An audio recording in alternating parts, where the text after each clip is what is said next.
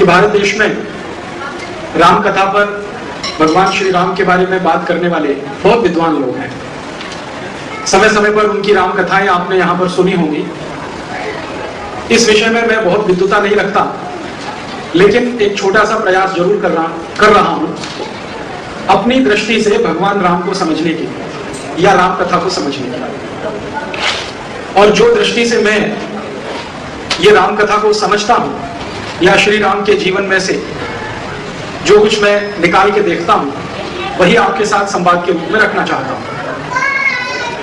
आप सभी ने समय समय पर अनेक अनेक विद्वान वक्ताओं के मुंह से, साधु संतों के मुंह से राम कथा सुनी होगी। इस राम कथा के आधार हमारे देश में ज्यादातर जो हैं वो एक महान कवि गोस्वामी तुलसीदास द्वारा लिखित रामचरितमानस और उतने ही एक महान कवि वाल्मीकि द्वारा लिखित रामायण रहा है। मैं भी बचपन से मेरे परिवार के संस्कारों के कारण वाल्मीकि कृत रामचरितमानस का समय समय पर जब भी मौका मिला है पाठ करता रहा हूं।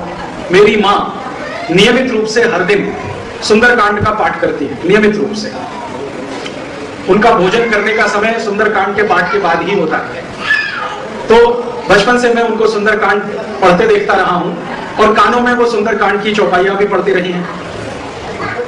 इसके अलावा हमारे परिवार में बहुत पुरानी परंपरा है कि साल में कम से कम एक बार रामचरितमानस का पाठ किया जाए बिना रुके। 24 घंटे का वो होता है। हमारे गांव में भी ऐसी परंपरा है, जो मेरा जन्म स्थान है। तो बचपन से रामचरितमानस में जो कुछ गोस्वामी तुलसीदास जी ने लिखा है वो सुनता और पढ़ता आया। थोड़ा प्रयास करके वाल्मीकि रामायण में जो कुछ महाकवि वाल्मीकि ने लिखा है उसको समझने की कोशिश की। उसके अलावा मेरे एक गुरु हैं जिनका नाम है श्री धर्मपाल, बहुत बड़े इतिहासकार हैं और अभी जीवित भी हैं। भारत में कम इतिहासकार ऐसे हैं जिन्होंने प्रामाणिक काम किया है, उनमें से उनकी गिनती होती है। उन्होंने मुझे बार बार कहा कि अगर तुमको रामचरितमानस में इतना रस है या राम को समझना है तो रामचरितमानस है, ठीक है, वाल्मीकि रामायण है, वो भी ठीक है, लेकिन दक्षिण भारत में लिखी गई जो राम कथाएं हैं उनको भी पढ़ो। तो मैंने दक्षिण भारत की सबसे प्रमुख और सबसे मशहूर राम कथा कंब रामायण, उसका भी अभ्यास किया है। यह तमिल में लिखी गई है। इसी तरह से कन्नड़ में एक रामायण लिखी गई है, उसका भी अभ्यास किया है। तेलुगु में एक रामायण है, उसको भी जानने की कोशिश की है। और इसके अलावा आपको सुनकर आश्चर्य होगा, भारत में अलग अलग जातियों की भी रामायणें हैं, जिनको हम भारत की जनजातियां कहते हैं और एक खराब शब्द कभी कभी उनके लिए इस्तेमाल करते हैं, आदिवासी। हालांकि हम सभी आदिवासी हैं। उनकी भी अपनी रामायणें हैं। और मेरा पिछले 10-12 वर्षों में भारत के कुछ ऐसे जन समूहों से, जनजातियों से संपर्क हुआ है जिनकी अपनी अपनी रामायण है, उनकी अपनी राम कथा है। तो अलग अलग जनजातियों के और जन समूहों के जो राम हैं और उनकी जो रामचरितमानस है या राम कथा है, उसमें से वाल्मीकि कृत रामायण है, उसमें से गोस्वामी तुलसीदास जी की रामचरितमानस, उसमें से भारत के अनेक अनेक महान लेखकों द्वारा समय समय पर भगवान राम के बारे में जो कुछ लिखा गया है उसमें से, जैसे हमारे देश में एक महान कवि हुए कालिदास, उन्होंने भगवान राम की कहानी लिखी है रघुवंशम, जो उनकी सबसे महत्वपूर्ण कृति है, संस्कृत में है और पूरे भारत देश में संस्कृत के विद्वानों के बीच में पढ़ी और पढ़ाई जाती है। उसमें से अलग अलग स्रोतों से श्री राम के बारे में और उनकी कथा के बारे में जो कुछ भी मैंने समझने की कोशिश की है, लगभग 1.5 से 2 घंटे में वो आपसे मैं कहूंगा। वैसे तो आप सब जानते हैं कि राम कथा कहना 2 घंटे में थोड़ा सा असंभव और दुष्कर कार्य है, क्योंकि मैंने सामान्य रूप से विद्वान वक्ताओं को देखा है 10 दिन, 15 दिन, 20 दिन, कहीं कहीं तो महीने भर राम कथा चलती है और उसमें भी वो मानते हैं कि समय कम पड़ गया। लेकिन मैं कोशिश कर रहा हूं कि 2 घंटे में या 1.5 घंटे में इस राम कथा का जो कुछ मेरे समझ में आता है वो आपसे मैं कह सकूं। और आज के इस कार्यक्रम का जो या व्याख्यान का जो शीर्षक है, राम कथा में अंतर्निहित वर्तमान समस्याओं के समाधान। जो महत्व की बात मैं आपसे कहना चाहता हूं कि राम कथा सिर्फ कथा कहने के लिए नहीं, उसमें हमारे देश की और समाज की समस्याओं के समाधान छुपे हुए हैं और उन पर हमारी नजर जाए, उस दृष्टि से मैं कुछ कहने वाला हूं। भगवान श्री राम के जीवन के बारे में जो मैंने देखा, सुना, पढ़ा, उसको मैंने 2 हिस्सों में बांटा। एक हिस्सा है भगवान श्री राम के जन्म का और उनके जन्म से पूर्व उनके कुल के जन्म का, वो है, और जन्म के बाद फिर उनका विवाह होता है वहां तक का। तो ये एक हिस्सा भगवान श्री राम का जन्म, जन्म के बाद का विवाह तक का समय, और उनके जन्म के पहले उनके कुल का जन्म, ये एक हिस्सा है। और दूसरा हिस्सा है भगवान राम के विवाह के बाद उनके वन गमन का, वनवास का, और वनवास में रहते हुए हम सब जानते हैं 14 वर्ष को बिताने का, और अंत में रावण के साथ युद्ध का, और युद्ध में रावण की पराजय के बाद वापस उनकी राजधानी अयोध्या में लौटने का, और फिर राज्य चलाने का। ये दो हिस्से हैं। मैं आपको पूरी ईमानदारी से मेरे अपनी मन की बात ये कहना चाहता हूं कि भगवान राम का या श्री राम का विवाह से पूर्व का जो जीवन है, उनके जन्म से लेकर विवाह तक का जो जीवन है, उसमें मुझे बहुत प्रभावित नहीं कर पाया वो हिस्सा भगवान श्री राम का। मुझे ऐसा लगता है कि जैसे बहुत सारे राजकुमार अपने अपने माता पिताओं के घर में जिस तरह से जन्म लेते हैं और उनका लालन पालन होता है, लगभग कुछ उसी तरह का है। बहुत सारे राजकुमारों के माता पिताओं के मन में अपने संतानों के प्रति जो मोह होता है, जो आकर्षण होता है, लगभग उसी तरह का है।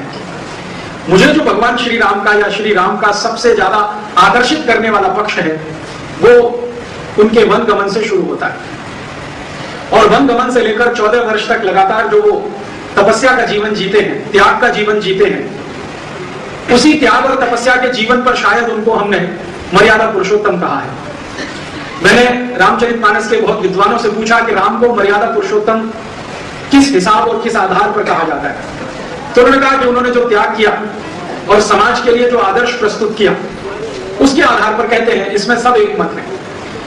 तो उन्होंने त्याग तो तभी किया जब अपना राज्य छोड़ा, वो राजा होने की स्थिति में थे, और उनके पिता श्री दशरथ ने तय कर लिया था कि राजगद्दी उन्हीं को सौंपनी है।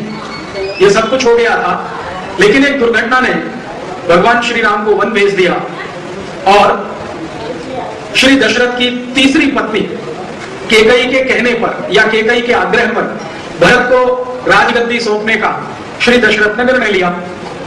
यहां से मुझे लगता है कि उनके मर्यादा पुरुषोत्तम होने की बात समझ में आती है। उसके पहले का जीवन तो राजकुमार का जीवन है, महल का जीवन है, सुख सुविधाओं का जीवन है, उनके अपने सामान्य जीवन के जो राजा महाराजा होते हैं उसी तरह का दिखाई देता है। लेकिन जो उनके जीवन का उत्कर्ष है वो उनके वन गमन से दिखाई देता है। श्री राम जी को वन गमन हुआ है, ये सब कहानी और घटना आप सब जानते हैं। इसमें जो दृष्टि है, जो विश्लेषण है, जो देखने की बात है, वो ये कि वो चाहे तो राजा हो सकते हैं, सारी की सारी प्रजा उनके साथ है। कारण क्या है? कारण बहुत सारे हैं। उनमें से एक कारण सबसे बड़ा ये है कि भगवान श्री राम या श्री राम अपने जीवन के उत्तरार्ध में, पूर्वार्ध में सबसे ज्यादा प्रजा के नजदीक हैं। हम सब जानते हैं कि दशरथ उम्र में अधिक हो चुके हैं और वो धीरे धीरे श्री राम को तैयार कर रहे हैं। तो इस तैयार होने के क्रम में रोज का उनका नियम है कि वो ब्रह्म मुहूर्त में उठते हैं, नित्य कर्मों से निवृत्त होकर अपनी प्रजा के बीच में जाते हैं। रामचंद्र जी, उनके पिता नहीं जा पाते, वो स्वयं जाते हैं और जनता के बीच में घूमकर, प्रजा के बीच में घूमकर उनके सुख दुख का हालचाल लेते हैं। ब्रह्म मुहूर्त में निकलते हैं। ब्रह्म मुहूर्त की कल्पना हम सब कर सकते हैं, लगभग सुबह 4 बजे का समय। तो सुबह 4 बजे श्री राम घूम रहे हैं और ये उनका नित्य नियम है। बिना किसी अवकाश के, बिना किसी छुट्टी के, बिना किसी बाधा के हर दिन वो प्रजा के बीच में है। परिणाम क्या है उसका? प्रजा उनको समझती है और वो प्रजा को समझते हैं। प्रजा के जो दुख दर्द हैं, नागरिकों की जो कष्ट हैं, जो समस्याएं हैं, वो सीधे उन्हें समझ पाते हैं और अपने पिता श्री दशरथ के पास लाकर उसके बारे में विचार विमर्श करते हैं। ये एक अच्छी बात है कि राजा ना होते हुए भी श्री दशरथ ने राम को वो सब अधिकार दे रखे हैं जिनके आधार पर वो कोई फैसला ले सके। मान लीजिए प्रजा के बीच में कोई समस्या उनको दिखाई देती है, तो दशरथ ने उनको ये अधिकार दिए हैं कि वो चाहें तो उस समस्या के समाधान के लिए महामंत्री को बुला सकते हैं, मंत्रियों को बुला सकते हैं, सैनिकों को बुला सकते हैं, सेनाध्यक्ष को बुला सकते हैं। ये सारे अधिकार उनके पास हैं। बस इतना ही है कि नाम दशरथ का चलता है, काम श्री राम खुद ही करते हैं। और ये सिलसिला उनकी उम्र के लगभग 12-13 वर्ष से शुरू हो जाता है। जब वो उम्र में 12-13 वर्ष के हैं तो प्रजा के बीच में घूमना रोज सुबह ब्रह्म मुहूर्त में उठना और उनके दुख दर्दों को सुनना, जरूरत पड़े तो तत्काल समाधान करना, अगर वो समाधान संभव नहीं है तो राजा के दरबार तक वो जानकारी पहुंचाना, फिर मंत्रिमंडल की बैठक बुलाना और उसमें फैसले करना। ऐसे कई फैसले उन्होंने अपने जीवन के पूर्वार्ध में लिए हैं। उन फैसलों ने श्री राम को बहुत ज्यादा लोगों में लोकप्रिय बनाया है। लोग उनको बहुत पसंद करते हैं, लोग उनको बहुत चाहते हैं, बहुत प्रेम करते हैं। इसके विपरीत श्री दशरथ ने कैकेयी के कहने पर गद्दी जिनको सौंपी, भरत के बारे में प्रजा के मन में कोई संपर्क नहीं है, कोई परिचय नहीं है और ना कोई प्रेम की अनुभूति है, ना कोई लागणी है। कारण क्या है? भरत का जीवन पूर्वार्ध का पूरा अपने नाना के घर में बीता है, ननिहाल में बीता है। इसलिए भरत का अयोध्या के नागरिकों से, उनके साथ 2-4 दिन रह के वापस ननिहाल में चले जाते हैं। कैकेयी का बहुत जबरदस्त आग्रह है कि भरत का लालन पालन ननिहाल में ही हो। हम सब जानते हैं ये कहानी कि कैकेयी ने एक समय दशरथ से ये वचन ले लिया कि जब राजगद्दी सौंपने की बात आएगी तो मेरा बेटा ही राजा बनेगा। और भरत ने श्री दशरथ ने किसी भावावेश में किसी क्षण आकर कैकेयी को बोल दिया कि हाँ ये ठीक है। आप जानते हैं कैकेयी राजा दशरथ की तीसरी पत्नी है, तो और राजा दशरथ का थोड़ा अनुराग उनके प्रति ज्यादा है, ये स्वयं दशरथ बार बार स्वीकार करते हैं। कौशल्या और सुमित्रा की तुलना में कैकेयी के प्रति दशरथ के मन में बहुत अनुराग है। शायद उसी अनुराग का फायदा उठाकर कैकेयी श्री दशरथ से वचन ले लेती है कि जब भी समय आएगा मेरा पुत्र ही राजगद्दी का मालिक होगा। और दशरथ किसी भावावेश में आकर यह वचन दे देते हैं। अब ये वचन देने की कहानी अलग अलग रामायणों में अलग अलग है। जैसे हम रामचरितमानस और वाल्मीकि रामायण की बात करें तो किसी युद्ध की चर्चा आती है कि कोई युद्ध में दशरथ गए हैं, दशरथ के साथ कैकेयी भी गई है। उस युद्ध में दशरथ की जान कैकेयी ने बचाई है और उस जान को बचाने के संदर्भ में दशरथ ने उनको वचन दे दिया है और उस वचन के बदले में कैकेयी ने राजगद्दी भरत के लिए मांग ली है। ये एक है। दक्षिण की जो राम कथाएं हैं उनमें कुछ दूसरी बात है। उनमें यह बात है कि दशरथ बहुपत्नी प्रथा को मानने वाले व्यक्ति हैं। बहुपत्नी माने आप समझते हैं एक से अधिक पत्नियां रखना। दक्षिण की रामायण में, कंब रामायण जिसकी हम बात करते हैं, उसमें और कन्नड़ की, तेलुगु की जो राम कथाएं हैं उनमें जो दूसरी कहानी है वो ये कि दशरथ बहुपत्नी प्रथा के समर्थक हैं, माने एक से अधिक पत्नियां रखना उसके समर्थक हैं। कहीं पर राम कथाओं में ये भी एक कहानी आती है कि चूंकि दशरथ को पहली पत्नी से कोई संतान की प्राप्ति नहीं हुई जल्दी, तो दूसरा विवाह किया और फिर तीसरा विवाह किया संतान प्राप्ति के लिए। एक दूसरी कहानी ये भी आती है। तो अलग अलग कहानियों के हिसाब से, लेकिन बात यह है कि दशरथ ने कैकेयी को माने वचन दे दिया है और उस वचन की पूर्ति करने के लिए भगवान राम को वनगमन है और भरत को राजगद्दी है। भरत जिसको प्रजा नहीं चाहती वो राजा बन रहे हैं और राम जिनको प्रजा प्रेम करती है, अपने सामने देखना चाहती है, उनकी बुद्धि की कायल है, उनके फैसलों के बारे में चर्चा करती है, वो राम राजमहल छोड़कर वनगमन कर रहे हैं। तो राम चाहते तो प्रजा का सहयोग लेकर राजा बन सकते हैं। अगर आज की भाषा में मैं कहूं तो अपने पिता को गद्दी से उतारकर वो स्वयं राजा हो सकते हैं। आज की राजनीतिक व्यवस्था में ये बहुत स्वाभाविक है, लेकिन हम ये कहते हैं कि अरे वो जमाना तो त्रेता का है, उस समय शायद ये कल्पना नहीं है, तो शायद उस नैतिकता का कोई दबाव हो या उनके अपने संस्कार हो, तो वो बहुत सहर्ष स्वीकार करते हैं। लेकिन जो स्वीकारोक्ति है भगवान राम की, उसका एक बहुत सुंदर उनका कथन है। आज के शब्दों में मैं कहूं तो स्टेटमेंट है, कथन है उनका। वो कथन दिखाता है कि उनकी दूरदर्शिता कितनी आगे है और वो उनको मर्यादा पुरुषोत्तम कैसे बनाती है। मैंने अलग अलग रामचरितमानसों को या रामायण राम कथाओं को जब पढ़ा तो भगवान राम के जो स्टेटमेंट है वो कोट किए हैं आपको वैसे के वैसे ही सुनाने के लिए। फिर उनका विश्लेषण करेंगे तो हमें बहुत कुछ इसमें से समझ में आएगा।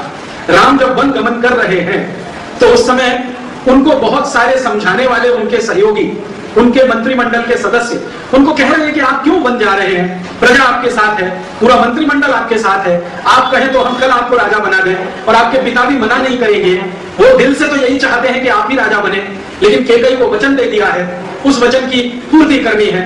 और रघुकुल की एक परंपरा है, प्राण जाए पर वचन न जाए, तो उस परंपरा से बंधे हुए हैं। लेकिन आप चिंता मत करिए, हम उनको मना लेंगे और इस वचन भंग होने के लिए प्रायश्चित भी करवा लेंगे, लेकिन आप एक बार हाँ तो करिए कि वन नहीं जाऊंगा और गद्दी संभालूंगा। तो राम जो उत्तर दे रहे हैं कंब रामायण में, बहुत ही सुंदर ये स्टेटमेंट है, तमिल में है तमिल में आपको सुनाऊंगा, समझ में नहीं आएगा तो सीधे हिंदी में बताता हूं। वो अपने सब दरबारियों को इकट्ठा करते हैं और कहते हैं कि आपने मेरे साथ बहुत सहयोग किया, मैं आपका आभारी हूं।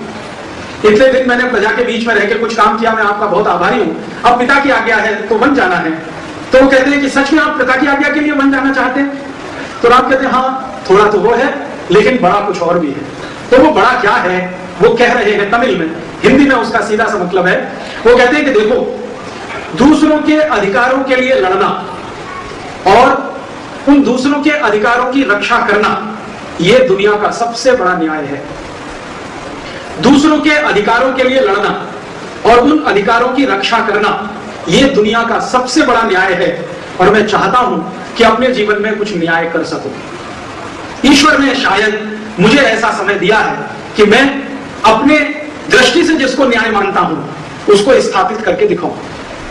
आगे वो कहते हैं, अपने अधिकारों के लिए लड़ना और उनकी रक्षा करने के लिए हमेशा प्रयत्नशील रहना, यह दुनिया का सबसे खराब स्वार्थ है।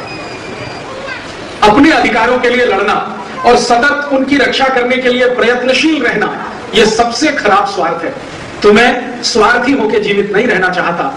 मैं चाहता हूं कि मुझे लोग न्याय के पक्ष में खड़ा हुआ देखें, न्याय के लिए संघर्ष करता हुआ देखें और न्याय के लिए लड़ता हुआ देखें। तो उनके एक महामात्य उनको पूछ रहे हैं, महामात्य माने जिसको आजकल आप प्रधानमंत्री कह सकते हैं, उनको पूछ रहे हैं कि आप वन गमन करेंगे तो ये कैसे होने वाला है कि आप न्याय के लिए लड़ेंगे, और यहां राजगद्दी पर बैठेंगे तो ये क्यों नहीं होने वाला है कि आप न्याय करेंगे?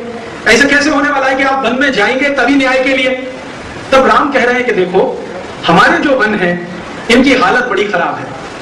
कहानी सुना रहे हैं, वो कह रहे हैं कि इनकी हालत बहुत खराब है। क्या है?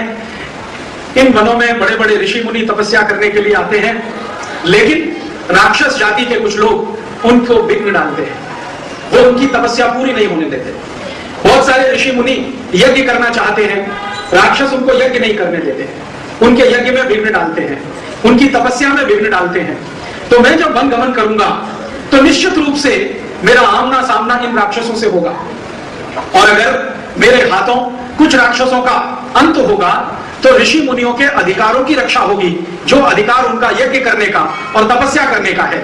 और तब मैं उन अधिकारों के लिए संघर्ष करता हुआ एक व्यक्ति बनूंगा, तो आदर्श की स्थापना कर सकूंगा। तो उनका महामात्य कहता है कि आप अगर यहां गद्दी पर बैठते हैं, शासन चलाते हैं, तो भी तो यह संभव है। तो उन्होंने कहा कि अगर ये यहां गद्दी पर बैठकर शासन चलाने से संभव होता तो मेरे पिताश्री ने इन सब राक्षसों का संहार कर दिया होता। मेरे पिताश्री इतने वर्षों से राजा हैं, और छोटे मोटे राजा नहीं, चक्रवर्ती राजा हैं। तो मेरे पिताश्री इतने वर्षों से हैं, फिर भी राक्षस इन ऋषि मुनियों को परेशान कर रहे हैं। और ये बात बहुत अच्छे से समझ में तब आती है जब विश्वामित्र, जो उस जमाने के बहुत महान ऋषियों में एक हैं, वो आते हैं दशरथ के पास राम को मांगने के लिए कि भाई अपना पुत्र दे दो, जरा मुझे अपना यज्ञ संपन्न कराना है और राक्षस जो विघ्न डाल रहे हैं उनका अंत करवाना है। तो राम कह रहे हैं कि अगर मेरे पिता में ऐसा तेजस्विता होती तो इन राक्षसों को तो अब तक समाप्त कर दिया होता।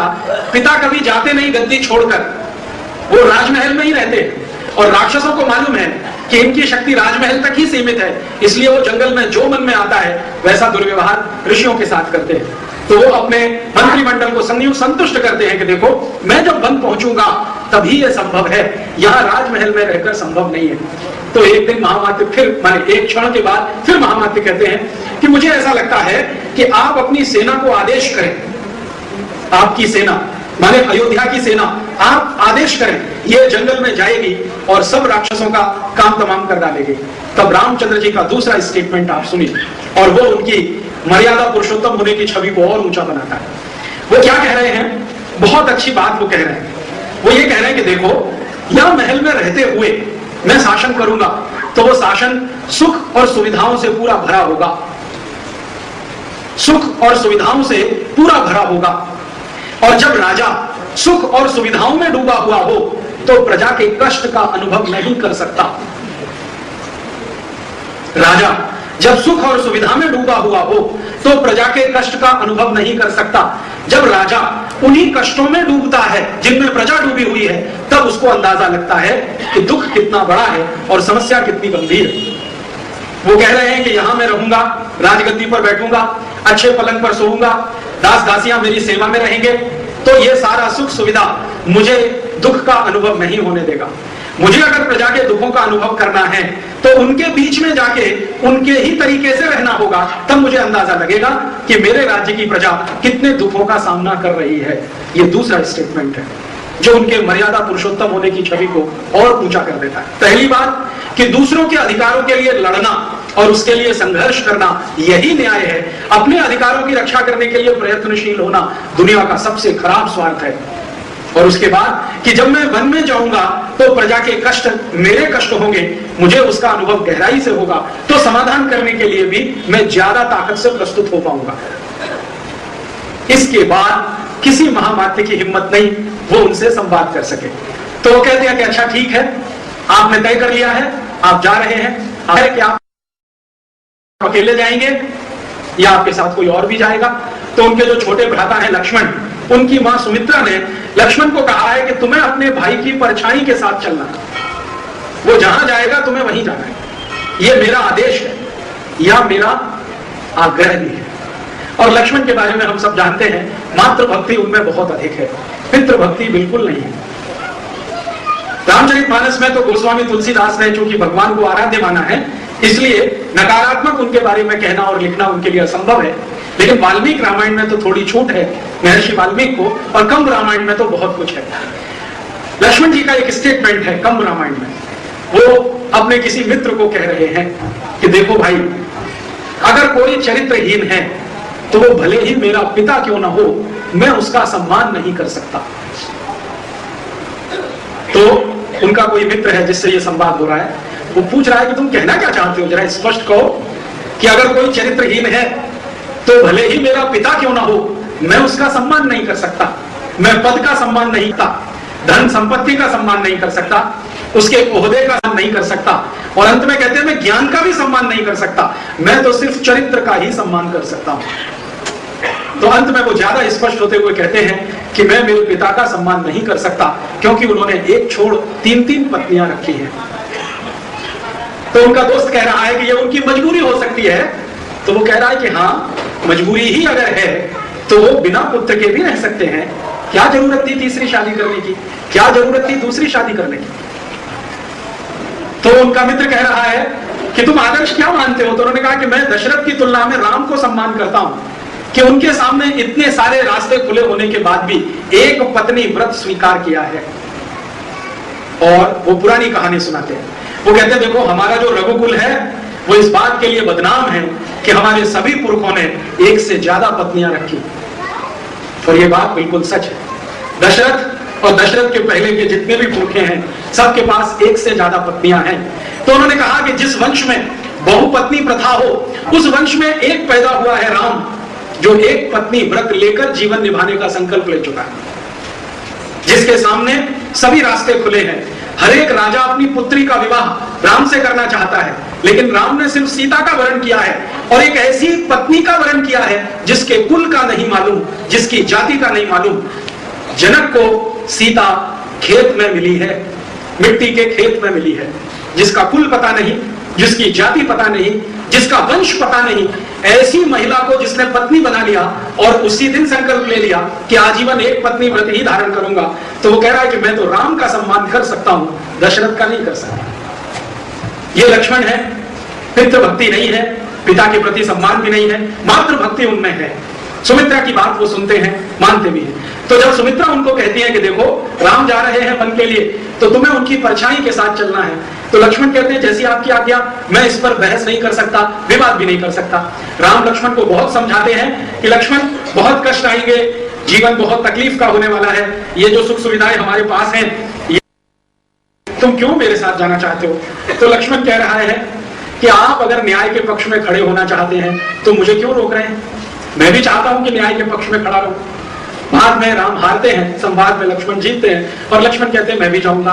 और अंत में सीता का आता है, सीता भी कहती है कि मैं तो आपकी अर्धांगिनी हूं, छोड़कर आपको रह नहीं सकती, वन गमन तो मुझे करना ही है। इन परिस्थितियों में वन गमन होता है। जो महत्व की बात मुझे रेखांकित करनी है वो ये कि राम जब वन गमन कर रहे हैं तो पूरी अयोध्या उनको विदा कर रही है और अयोध्यावासी साथ साथ उनके चल रहे हैं, साथ साथ चल रहे हैं, पूरी सेना उनके साथ चल रही है, मंत्रिमंडल उनके साथ चल रहा है। थोड़ी देर तो राम ने उनको सबको चलने दिया, फिर जैसे ही अयोध्या की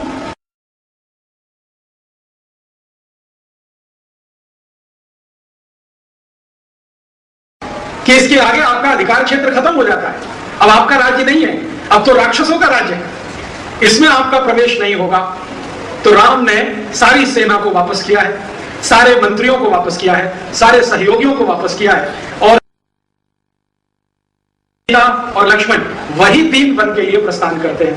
यहां जो समझने की बात है वो ये कि अगर वो चाहते तो पूरा लश्कर लेकर जाते, पूरी सेना लेकर जाते, पूरे सहयोगियों को लेकर जाते और सब कुछ सुख सुविधाएं साथ में चल सकते थे।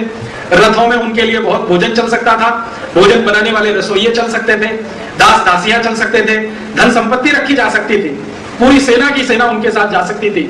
लेकिन सबको वापस किया है। धन संपत्ति नहीं चाहिए, दास दासियां नहीं चाहिए, सेना भी नहीं चाहिए। वन गमन कर रहे हैं तो जो कुछ वन में मिलेगा वही खाएंगे, जैसा रहने को मिलेगा वैसे ही रहेंगे, जो परिस्थितियां होंगी उन्हीं के बीच में से रास्ता बनाएंगे।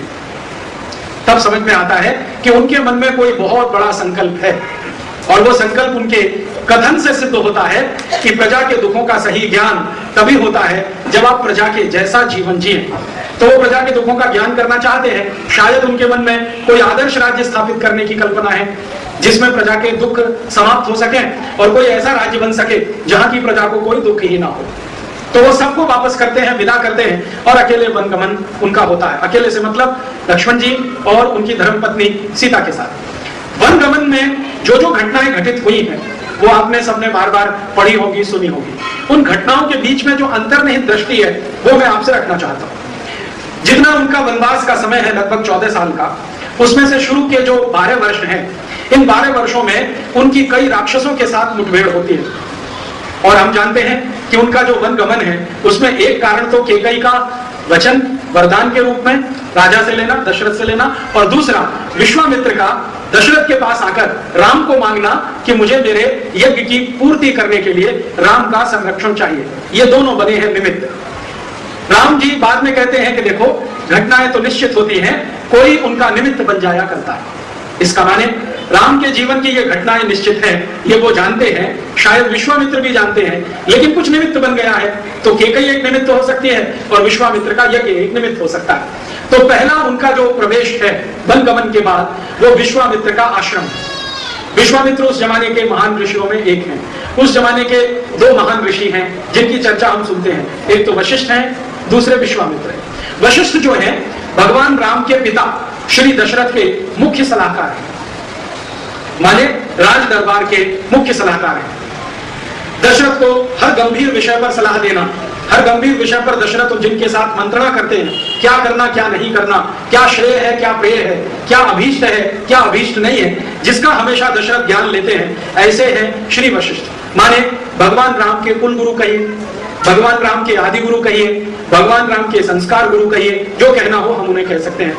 लेकिन वनगमन के बाद जो गुरु हैं वो विश्वामित्र हैं। तो विश्वामित्र जब उनको लेके अपने आश्रम में आते हैं तो आश्रम में प्रवेश होते ही सामना हो जाता है कुछ राक्षसों की टोली से, जिनका राम बहुत आसानी से संहार करते हैं लक्ष्मण की मदद से। तो विश्वामित्र मान लेते हैं कि ये कर पाएगा जैसा मैं सोचकर इसको लाया हूं। राम को विश्वामित्र कहते हैं कि देखो मैंने तुम्हें तुम्हारे पिता से मांग लिया, तुमको खराब तो नहीं लगा? तो राम कहते हैं आप तो निमित्त हैं, होना तो यही है, मेरा तो जन्म ही इसके लिए है, आप तो निमित्त हैं और निमित्त के प्रति राग द्वेष रखना, क्रोध और प्रेम करना, ये तो कोई ठीक बात नहीं है, इसलिए मेरे मन में आपके प्रति कुछ नहीं है। मुझे तो आप इतना बता दीजिए कि इस जंगल में जहां आप यज्ञ कर रहे हैं कितने राक्षस हैं, कितनी टोलियां हैं, उनकी शक्ति कितनी है, ताकि मैं मेरा काम अभी से शुरू करूं। तो विश्वामित्र कहते हैं इतने राक्षस हैं, इतनी टोलियां हैं, उनकी शक्ति इतनी है। तो राम उनको पूरा हिसाब जोड़ के बता देते हैं कि इतने समय में मैं इनका संहार कर दूंगा, और जितना समय वो बताते हैं उतने समय में उनका संहार होता है। अब संहार होने के बाद जो महत्व की बात है वो समझने की, जंगल जिसमें वो है, जहां विश्वामित्र का आश्रम है, वो जंगल छोटे छोटे खंड में बटा हुआ है, छोटे छोटे खंड में। जैसे एक राज्य छोटे छोटे जिलों में बटा होता है, ऐसे एक बड़ा जंगल छोटे छोटे खंडों में बटा हुआ है। इन सभी खंडों के अपने अपने राजा हैं, और उनकी अपनी अपनी सेना है। सभी खंडों, अलग अलग खंडों के नाम हैं, तो सभी खंडों के अपने अपने राजा हैं, उनकी अपनी अपनी सेना है, लेकिन किसी भी राजा की हिम्मत नहीं है राक्षसों से लड़ने की। तो राक्षसों ने क्या किया है, सभी राजाओं के खंडों पर कब्जा कर रखा है, प्रजा को लूटना, उनसे लूट मार करके धन इकट्ठा करना और अपने यहाँ इकट्ठा करके उसका कुछ अंश ऊपर भेजना, जो राक्षसों का कोई और बड़ा सरदार हो, और बाकी अपने लिए रखना, इस तरह की व्यवस्था है। और राजा हर जगह सिकुड़े, संकुचित, सीमित, कमजोर, डरे हुए, भागे हुए ऐसे दिखाई देते हैं। चाहे आप वाल्मीकि रामायण पढ़िए, चाहे तुलसी कृत और चाहे दक्षिण की, सब जगह ये एक ही वर्णन है कि जंगल के खंड के अलग अलग राजा हैं, सब डरे हुए हैं, सब सहमे हुए हैं, राक्षसों के सामने किसी की हिम्मत नहीं है। तो राम क्या करते हैं, राम लक्ष्मण का संवाद है। लक्ष्मण राम को पूछते हैं कि भाई आपने तो कर दिया संहार शुरू, और हम चाहेंगे तो थोड़े दिन में ये जंगल राक्षसों से विहीन हो जाएगा, आगे क्या, आगे क्या, आगे क्या ऐसा हम गारंटी दे सकते हैं कि दूसरे राक्षस नहीं आए और इनको फिर परेशान न करें? तो राम कहते हैं गारंटी तो कुछ नहीं, हम अभी संहार करके जाएंगे फिर दोबारा आ जाएंगे। तो लक्ष्मण उनको कहते हैं कि कुछ ऐसी व्यवस्था करो जो परमानेंट हो, हमेशा के लिए कुछ चले, ऐसा कुछ तंत्र बनाओ। तब राम कहते हैं लक्ष्मण इसके लिए रास्ता बहुत टेढ़ा, रास्ता बहुत टेढ़ा है। तो लक्ष्मण पूछते हैं क्यों? तो उन्होंने कहा कि ये राजा जिनका ये राज्य है वो डरे हुए, सिमटे हुए अपने अपने घरों में बंद हैं, राक्षसों से लड़ने की किसी की हिम्मत नहीं है। अब मैं अगर इनका संहार करूं और यही राजा दोबारा राज्य इस पर स्थापित करें, फिर राक्षस आएंगे, फिर इनको किनारे कर देंगे और ये सिलसिला अनंत काल तक चलेगा। तो राम कहते हैं कि लक्ष्मण इन सभी राजाओं को बदलना पड़ेगा, ये काम के नहीं है, ना प्रजा के ना समाज के, इनको बदलना पड़ेगा। तो लक्ष्मण पूछते हैं कि फिर राजा कौन बनेगा, आप बनेंगे क्या या मैं बनूंगा? तो कहते नहीं, हमारी ये परंपरा नहीं है। फिर तीसरा स्टेटमेंट वो कर रहे हैं, और भी महत्व का है।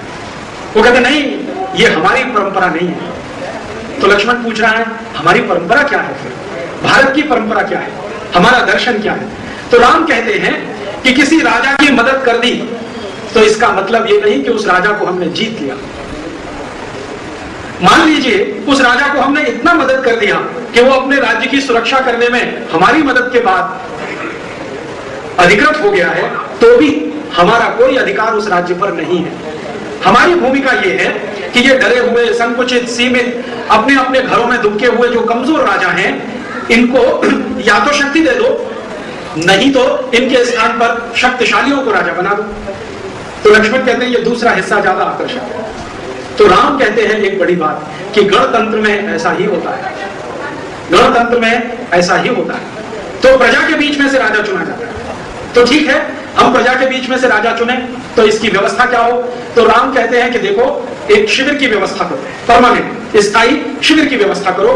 मैं और तुम दोनों मिलकर यहाँ के जो नागरिक हैं इनको प्रशिक्षण देंगे, सैन्य प्रशिक्षण देंगे, अपनी सुरक्षा कैसे की जाती है इसका प्रशिक्षण देंगे, बाहर के हमलों से बचा कैसे जाता है इसका प्रशिक्षण देंगे। और इस प्रशिक्षण को लेने में जो सबसे ज्यादा कुशाग्र होगा, बुद्धिशाली होगा, बलशाली होगा, हम उसी को मान लेंगे कि ये आने वाले राज्य में राजा बने। तो ठीक है, तो उनके शिविर की व्यवस्था होती है, जिसको हम छावनी कह सकते हैं, अंग्रेजी में कैंप कह सकते हैं, और उस कैंप युद्ध की, अस्त्र शस्त्र चलाने की विद्या देना शुरू करते हैं। तो जिनको विद्याएं दी जा रही हैं वो अलग अलग जनजातियों के लोग हैं, जैसे भील हैं, जैसे कोल हैं, ऐसी अलग अलग जातियां हैं। और इन जातियों का वर्णन तमिल की कंबन रामायण में बहुत है, 4556 जातियां उसमें गिनाई गई है। राम जिनको ट्रेनिंग दे रहे हैं उन जनजातियों के लोगों को उन्होंने ट्रेनिंग दिया है, और ट्रेनिंग के दौरान, शिविर के दौरान, प्रशिक्षण के दौरान जो जो उनको लगता है कि ये सक्षम है, उसको वो कहते हैं कि चलो हमारे साथ युद्ध में शामिल हो, और हम इस राक्षस का संहार करने जा रहे हैं, आप भी चलो।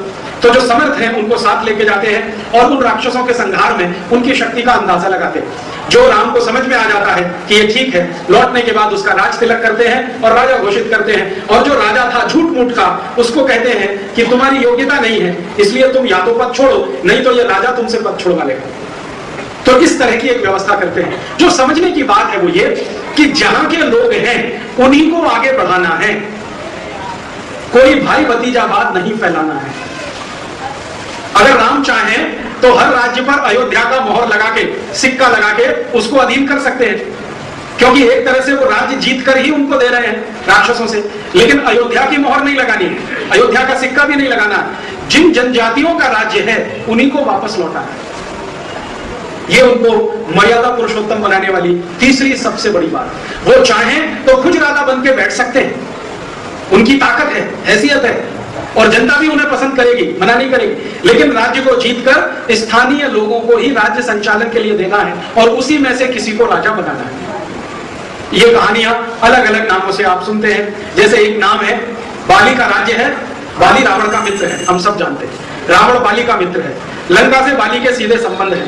तो बाली के राज्य में रावण के दूत विचरण करते हैं और जो कुछ रावण अपनी लंका में करवाता है वो बाली के राज्य में होता है। बाली का एक भाई है सुग्रीव, जो इन सबको पसंद नहीं करता। वो मानता है कि रावण अच्छा नहीं है, रावण की नीतियां भी अच्छी नहीं है, और रावण का जो विस्तारवाद है वो तो और भी खराब है, कोलोनियलिज्म जिसको हम कह सकते हैं। तो वो कहता है कि ये तो मेरे पसंद नहीं आने वाली बात है। लेकिन तकलीफ क्या है, सुग्रीव बहुत कमजोर है और बाली बहुत बलवान है। सुग्रीव अगर बाली से युद्ध करे और राज्य हासिल करने की कोशिश करे तो बाली उसका कचूमर निकाल दे। ताकत बाली की बहुत है, सुग्रीव की बहुत कम है। तो सुग्रीव मन मन में तो सोचता है कि बाली गलत है, अधर्म के साथ है, अन्याय के साथ है, रावण का समर्थन करता है, तो लेकिन सुग्रीव कुछ कर नहीं पाते। जब सुग्रीव को पता चलता है कि ऐसे कोई दो राजकुमार आए हैं अयोध्या से जो अन्यायियों का, अत्याचारियों का, कुरीति फैलाने वालों का नाश कर रहे हैं, तब सुग्रीव के मन में आशा बनती है कि जरूर ये मेरी भी मदद करेंगे। सुग्रीव के मित्र हैं हनुमान। वो कहता है मैंने सुना है ऐसे दो राजकुमार आए हैं, अयोध्या से आए हैं, वो राक्षसों का संहार कर रहे हैं, तो क्या मेरा जो भाई राक्षस जैसा है इसका भी संहार करेंगे? तो हनुमान कहते हैं पता नहीं है, चल के मिल लो, बात कर लो। तब हनुमान और सुग्रीव दोनों जाते हैं राम के पास, और राम और सुग्रीव का लंबा संवाद और राम और हनुमान का लंबा संवाद, और इस लंबे संवाद के बाद सुग्रीव और हनुमान दोनों आश्वस्त होते हैं कि ये दोनों खरे आदमी हैं, इनका अपना कोई स्वार्थ नहीं है, इनका अपना कोई लालच नहीं है, ये तो सच में जिनको मदद चाहिए उनकी मदद करने के लिए आए हैं। तब सुग्रीव अपनी कहानी सुनाता है कि मेरा एक भाई है बाली, बहुत आताताई है, अत्याचारी है, रावण के साथ में है, कुरीतियों का पालन करता है, अनीतियों को फैलाता रहता है, अत्याचार अन्याय प्रजा पर बढ़ाता रहता है, जबरदस्ती टैक्स वसूलता है, सब लोग उससे परेशान है, पूरे राज्य में व्यभिचार फैला रखा है, वेश्यावृत्ति और मदिरा गांव गांव मिल रही है। इतनी सब वर्णन वो करते हैं सुग्रीव। तो राम पूछते हैं तुम्हारी इच्छा क्या है? तो कहते हैं कि आप सारे जंगल के राक्षसों का संहार करने निकले हैं, एक इसका भी करो।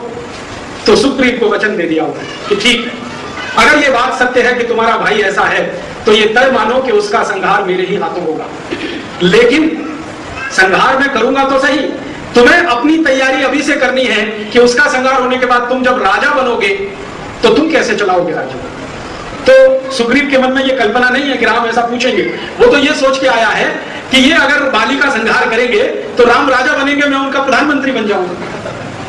उसके मन में यह कल्पना नहीं है कि राम ही कहेंगे कि राजा भी तुम्हें बनना है, प्रधानमंत्री तुम्हें बनना है। तो सुग्रीव थोड़ा सकपका जाता है, फिर कहता मैं हनुमान से जरा विचार विमर्श कर लूं। तो हनुमान कहते हैं कि देखो ये जो दोनों राजकुमार हैं इनकी आंखों में सच्चाई है, इनके वचन में सच्चाई है, इनके कथन में सच्चाई है, और ये जिस गुरु के शिष्य हैं उनको सब जानते हैं, विश्वामित्र। वो विश्वामित्र का कोई शिष्य झूठ नहीं बोलता, ऐसी मान्यता है। तो मान लो कि ये सच कह रहे हैं, राज्य तुम्ही को मिलेगा, लेकिन ये तुमसे गारंटी चाहते हैं कि तुम भी वैसा ही तो नहीं करोगे जैसा वाली करता है। तब सुग्रीव कहता है कि मैं आपको वायदा करता हूं कि मैं ये नहीं करने वाला। तो राम कहते हैं कि ठीक है, तुम अब तैयारी करो, तुम्हारी अपनी क्षमता बढ़ाओ, तुम्हारे सैनिकों को तैयार करो। तो सुग्रीव कहता है मैंने कभी युद्ध नहीं लड़ा, मुझे अस्त्र शस्त्र चलाना नहीं आता, मेरे पास कोई सैनिक नहीं है। तो उनका ठीक है, तुम्हारी प्रजा में जो लोग तुम्हारे समर्थक हैं उनको मेरे शिविर में लेके आओ। तब सुग्रीव और हनुमान एक अभियान चलाते हैं और किष्किंधा राज्य जो बाली का राज्य है वहां से उनके समर्थकों को ला लाके श्री राम के शिविर में दाखिल करते हैं और श्री राम उनकी ट्रेनिंग कराते हैं। अच्छी ट्रेनिंग हो जाने के बाद जब सेना तैयार होती है तो राम कहते हैं कि अब युद्ध का समय है, और सुग्रीव को तैयार करते हैं कि युद्ध तो तुमको करना है, मैं तो तुम्हारे सहयोग में हूं। तो सुग्रीव कहता है भगवान वो तो मार डालेगा मुझे, उसकी ताकत इतनी है 5 मिनट में मैं नहीं ठहर पाऊंगा। तो राम कहते हैं कि मैं तुम्हें वायदा करता हूं कि मरने नहीं दूंगा, लेकिन युद्ध तो तुम्हें ही करना है। फिर वो कहता क्यों? तो राम कहते हैं जो बहुत गंभीर बात, वो कहते हैं देखो समस्या तुम्हारी है, संघर्ष भी तुम्हें ही करना पड़ेगा, मैं तो सहयोगी की भूमिका में हूं। यही तो लाखों साल के बाद श्री कृष्ण अर्जुन को कह रहे हैं, समस्या तुम्हारी है, संघर्ष भी तुमको करना है, मैं तो सहयोगी की भूमिका में। महाभारत में भी यही है, क्योंकि अर्जुन युद्ध करने को तैयार नहीं है, कमजोर पड़ रहा है, तो श्री कृष्ण कह रहे हैं समस्या तुम्हारी है, संघर्ष भी तुम्हें ही करना है, मैं तुम्हें रास्ता दिखा सकता हूं। राम इसी बात को लाखों साल पहले कह रहे हैं सुग्रीव से, समस्या तुम्हारी है, संघर्ष भी तुम्हें करना है। मतलब शायद ये भारत और भारतीयता का कोई बड़ा दर्शन रहा होगा कि जिसकी समस्या है संघर्ष उसी को करना चाहिए, और उसी दर्शन को राम प्रतिपादित कर रहे हैं। ये नहीं हो सकता कि समस्या आपकी हो, संघर्ष कोई और करे, राजीव भाई आप आगे बढ़ो, हम तुम्हारे साथ हैं, ये नहीं होता है। समस्या आपकी है तो आपको संघर्ष करना है, मेरी है तो मुझे संघर्ष करना है। ये तो राम जी बता रहे हैं हमको। तो सुग्रीव को तैयार किया, हिम्मत बधाई है, और सुग्रीव और बाली का युद्ध हुआ है। आप जानते हैं बाली बहुत ताकतवर है, सुग्रीव कमजोर है, और बाली सुग्रीव को मार डाले ऐसी स्थिति में जब आता है तो भगवान राम का एक बाण बाली को मार जाता है, और उसके बाद बाली खत्म, और सुग्रीव को उसका राज्य राम दिलवाते हैं। तब सुग्रीव कहता है कि अब आपकी जिंदगी भर में सेवा करो, आपकी जिंदगी भर सेवा करो। अब ये जो कहानी है, इसके पहले की एक घटना घटित हो चुकी है, मैंने वो घटना जानबूझ के बाद में सुनाने का तय किया। भगवान राम का सुग्रीव और हनुमान से जो मिलन है, इसके पहले सीता जी का अपहरण हो चुका है, इसके पहले सीता जी का अपहरण हो चुका है। मैंने वो जानबूझकर इसलिए नहीं सुनाया क्योंकि कोरिलेशन करना है मुझे, वो कोरिलेशन टूट जाए तो बात समझ में नहीं आए। सीता जी का अपहरण हो चुका है, और श्री राम अब दो समस्याओं से जूझ रहे हैं, एक तो राक्षसों का संहार, दूसरा अपनी पत्नी की खोज। तो अपनी पत्नी की खोज में वो घूम रहे हैं, और उस समय सुग्रीव और हनुमान उनको मिलते हैं। और तब जब सुग्रीव की समस्या का समाधान करने के बाद रामचंद्र जी को सुग्रीव कहता है कि आपकी जिंदगी भर सेवा करूंगा, तब राम उसको कहते हैं कि अब तुम मेरी एक मदद कर सको तो करो, मेरी पत्नी की खोज मुझे करनी है, जिसका अपहरण कोई कर ले गया। तब तक उन्हें यही मालूम है कि अपहरण किसने किया, कोई कर ले गया है, पता लगाना है कि वो कौन है, किस दिशा से आया, कहां रखा है, आदि आदि। तो सुग्रीव कहता है कि मैं आपको वचन देता हूं कि आपके इस अभियान में जब तक मेरे प्राण हैं तब तक मैं आपके साथ हूं। और सुग्रीव के इस वचन के साथ हनुमान भी बंध जाते हैं, और वो कहते हैं कि मैं अलग कैसे रह सकता हूं, मैं भी इस वचन में साथ हूं। तो श्री राम उनसे कहते हैं कि अब हमें दूसरा बड़ा अभियान चलाना है, कि खोज करनी है। तो सुग्रीव कहता है कि मेरा अनुमान है कि सीता का अपहरण रावण ने ही किया होगा, मेरा अनुमान है। राम कहते हैं तुम कैसे कहते हो? तो सुग्रीव कहता है कि मैं रावण को जानता हूं। कैसे जानते हो? तब वो कहता है मेरे भाई बाली का दोस्त है, और जितना कुकर्मी बाली उतना ही कुकर्मी वो है, उससे ज्यादा ही है, कम नहीं है। तो रावण कैसा है, पूरा डिस्क्रिप्शन राम को जो बताया है वो सुग्रीव ने बताया। वो ऐसा है, वो ये कुकर्म करता है, इतने अत्याचार करता है, इतने तरह से व्यवचार आए हैं अपने समय की, और वो कहानी शूर्पणखा की है, वो आप सब जानते हैं। तो सुग्रीव जो कह रहा है कि मेरा अनुमान अब पक्का हो गया है कि ये वही है, तो क्यों किया होगा? तो कहने लगा अपनी बहन के अपमान का बदला लेने के लिए हो सकता है, और वो सुंदर स्त्रियों के प्रति आसक्त बहुत रहता है रावण, ये भी कारण हो सकता है। तो राम कहते हैं कि चलो ठीक है, अगर ये वही है तो पता करो कि इसका निवास कहाँ है, वन का इसका आवास कहाँ है, महल कहाँ है, राज्य का। उसने कहा वो मालूम है, क्योंकि मेरा भाई बाली अक्सर जाता था, और बाली के पास ये अक्सर आता था, और इनका आना जाना मुझे बहुत नजदीक से पता है, मैं जानता हूँ वो कहाँ रहता है, वो लंका नगरी है, समुद्र के किनारे है, ऐसा ऐसा पूरा वर्णन करता है। तो रामचंद्र जी कहते हैं कि हमको हर हालत में वहां तक पहुंचना है। तो जंगल के सब राक्षसों का संहार करने के बाद, स्थानीय जनजातियों के राजाओं को राज्य सौंप देने के बाद, राम अपने अंतिम अभियान पर निकलते हैं, जो उनके जीवन का सबसे बड़ा अभियान है, रावण का संहार। पहुंच जाते हैं। अब ये बाली का भाई सुग्रीव जो राजा बन गया किष्किंधा का, वो कहता है आप रावण से लड़ोगे कैसे, उसके पास तो बड़ी भारी सेना है। तो राम ने कहा कि फिर हमें भी सेना तैयार करनी है। तो सुग्रीव कहता मेरे पास तो नहीं है कोई सेना। क्यों? तो उसने कहा मेरे राज्य में तो सैनिक रहते ही नहीं है, बंदर भालू रीछ रहते हैं, अगर जरूरत पड़े तो ये आ सकते हैं, इनसे कैसे लड़ोगे? तो हनुमान को बुलाते हैं कि देखो तुम बता सकते हो इनकी शक्ति और ताकत? तो वो कहते हैं कि इनमें शक्ति ताकत तो नहीं है, लेकिन भावना प्रबल है, अगर आप इनको हिम्मत दे दें तो ये रावण से लड़ सकते हैं। क्यों लड़ेंगे ये रावण से? लक्ष्मण कह रहे हैं। तो राम कहते हैं ये रावण से इसलिए लड़ेंगे क्योंकि रावण ने इनके खिलाफ भी बहुत अत्याचार किया, इन बानरों के खिलाफ बहुत अत्याचार किए। रावण की एक नीति है बाली के राज्य से बानरों को गिरफ्तार करना। बानर एक तरह की जाति है, बंदर का अर्थ नहीं है, इस बात को ध्यान रखिएगा, एक तरह की जनजाति। बंदर और बानर बिल्कुल अलग है। तो बानर जाति के लोगों को रावण पकड़ पकड़ के लेके जाता है और लंका में दास बना के रखता है, और इनकी स्त्रियों को भी पकड़ के लेके जाता है, उनको वैश्या बना के छोड़ता है। तो बानर जाति के लोग रावण के बहुत खिलाफ हैं। तो राम को जब ये सुग्रीव बताते हैं कि देखो हमारे साथ वो ये बर्ताव करता है, तो लक्ष्मण और राम मिलकर कहते हैं कि तो जरूर ये बानर रावण से लड़ेंगे, मुझे तुम उनके पास ले चलो। तो बानरों की सभा बुलाई जाती है किष्किंधा में। हनुमान जी जो बानरों के सबसे बड़े प्रतीक हैं, वो सबको इकट्ठा करते हैं और राम उनको सुनाते हैं कि देखो ऐसा ऐसा एक आतताई आदमी है, उसके खिलाफ संघर्ष करना है, उसने मेरी पत्नी का भी अपहरण किया है। तो बानर कहते हैं आपकी क्या, हमारी सबकी पत्नियों का किया है। लेकिन आप अगर तैयार हैं लड़ने को तो हम भी आपके साथ हैं, तो चलो। तो तैयारी होती तो हम भी आपके साथ हैं, तो चलो। तो तैयारी होती है। और राम, श्री राम उन सीधे साधे वानरों में जो राक्षसों का भी प्रतिरोध नहीं कर पाते हैं, शक्ति भरने का काम करते हैं, अस्त्र शस्त्र चलाना सिखाते हैं, अस्त्र शस्त्र से उनको सज्जित करते हैं। और अस्त्र शस्त्र से जब सज्जित उनको कर रहे हैं और अस्त्र शस्त्र चलाना सिखा रहे हैं, उसी दौर में सुग्रीव और राम का बार बार संवाद हुआ है। कंब रामायण में एक बहुत सुंदर स्टेटमेंट है, वो भी मैं आपको सुनाता हूं। सुग्रीव पूछ रहा है एक दिन राम से कि आपने मेरा राज्य वाली से जीतकर मुझे दिया, अब मेरे मन में तो वैराग्य पैदा हो रहा है, मैं क्या करूं? राज्य छोड़ के मैं जाना चाहता हूं। तो राम जो उसको उत्तर दे रहे हैं, देखो राज्य क्यों स्थापित किया जाता है, राज्य की स्थापना के पीछे कारण क्या होता है और उद्देश्य क्या होते हैं। तो कहते हैं अपनी प्रजा को आर्थिक लूट से बचाने के लिए राजनीतिक सत्ता स्थापित करनी पड़ती है। अपनी प्रजा को आर्थिक लूट से बचाने के लिए राज्य सत्ता स्थापित करनी पड़ती है और राज्य सत्ता की रक्षा करने के लिए सेना की जरूरत होती है और सेना की जरूरत पूरी करने के लिए धन संपत्ति चाहिए और धन संपत्ति चाहने के लिए उत्पादन और व्यापार की जरूरत होती है और इन सब का समूह जो हो जाता है उसी को राज्य शक्ति के रूप में माना जाता है।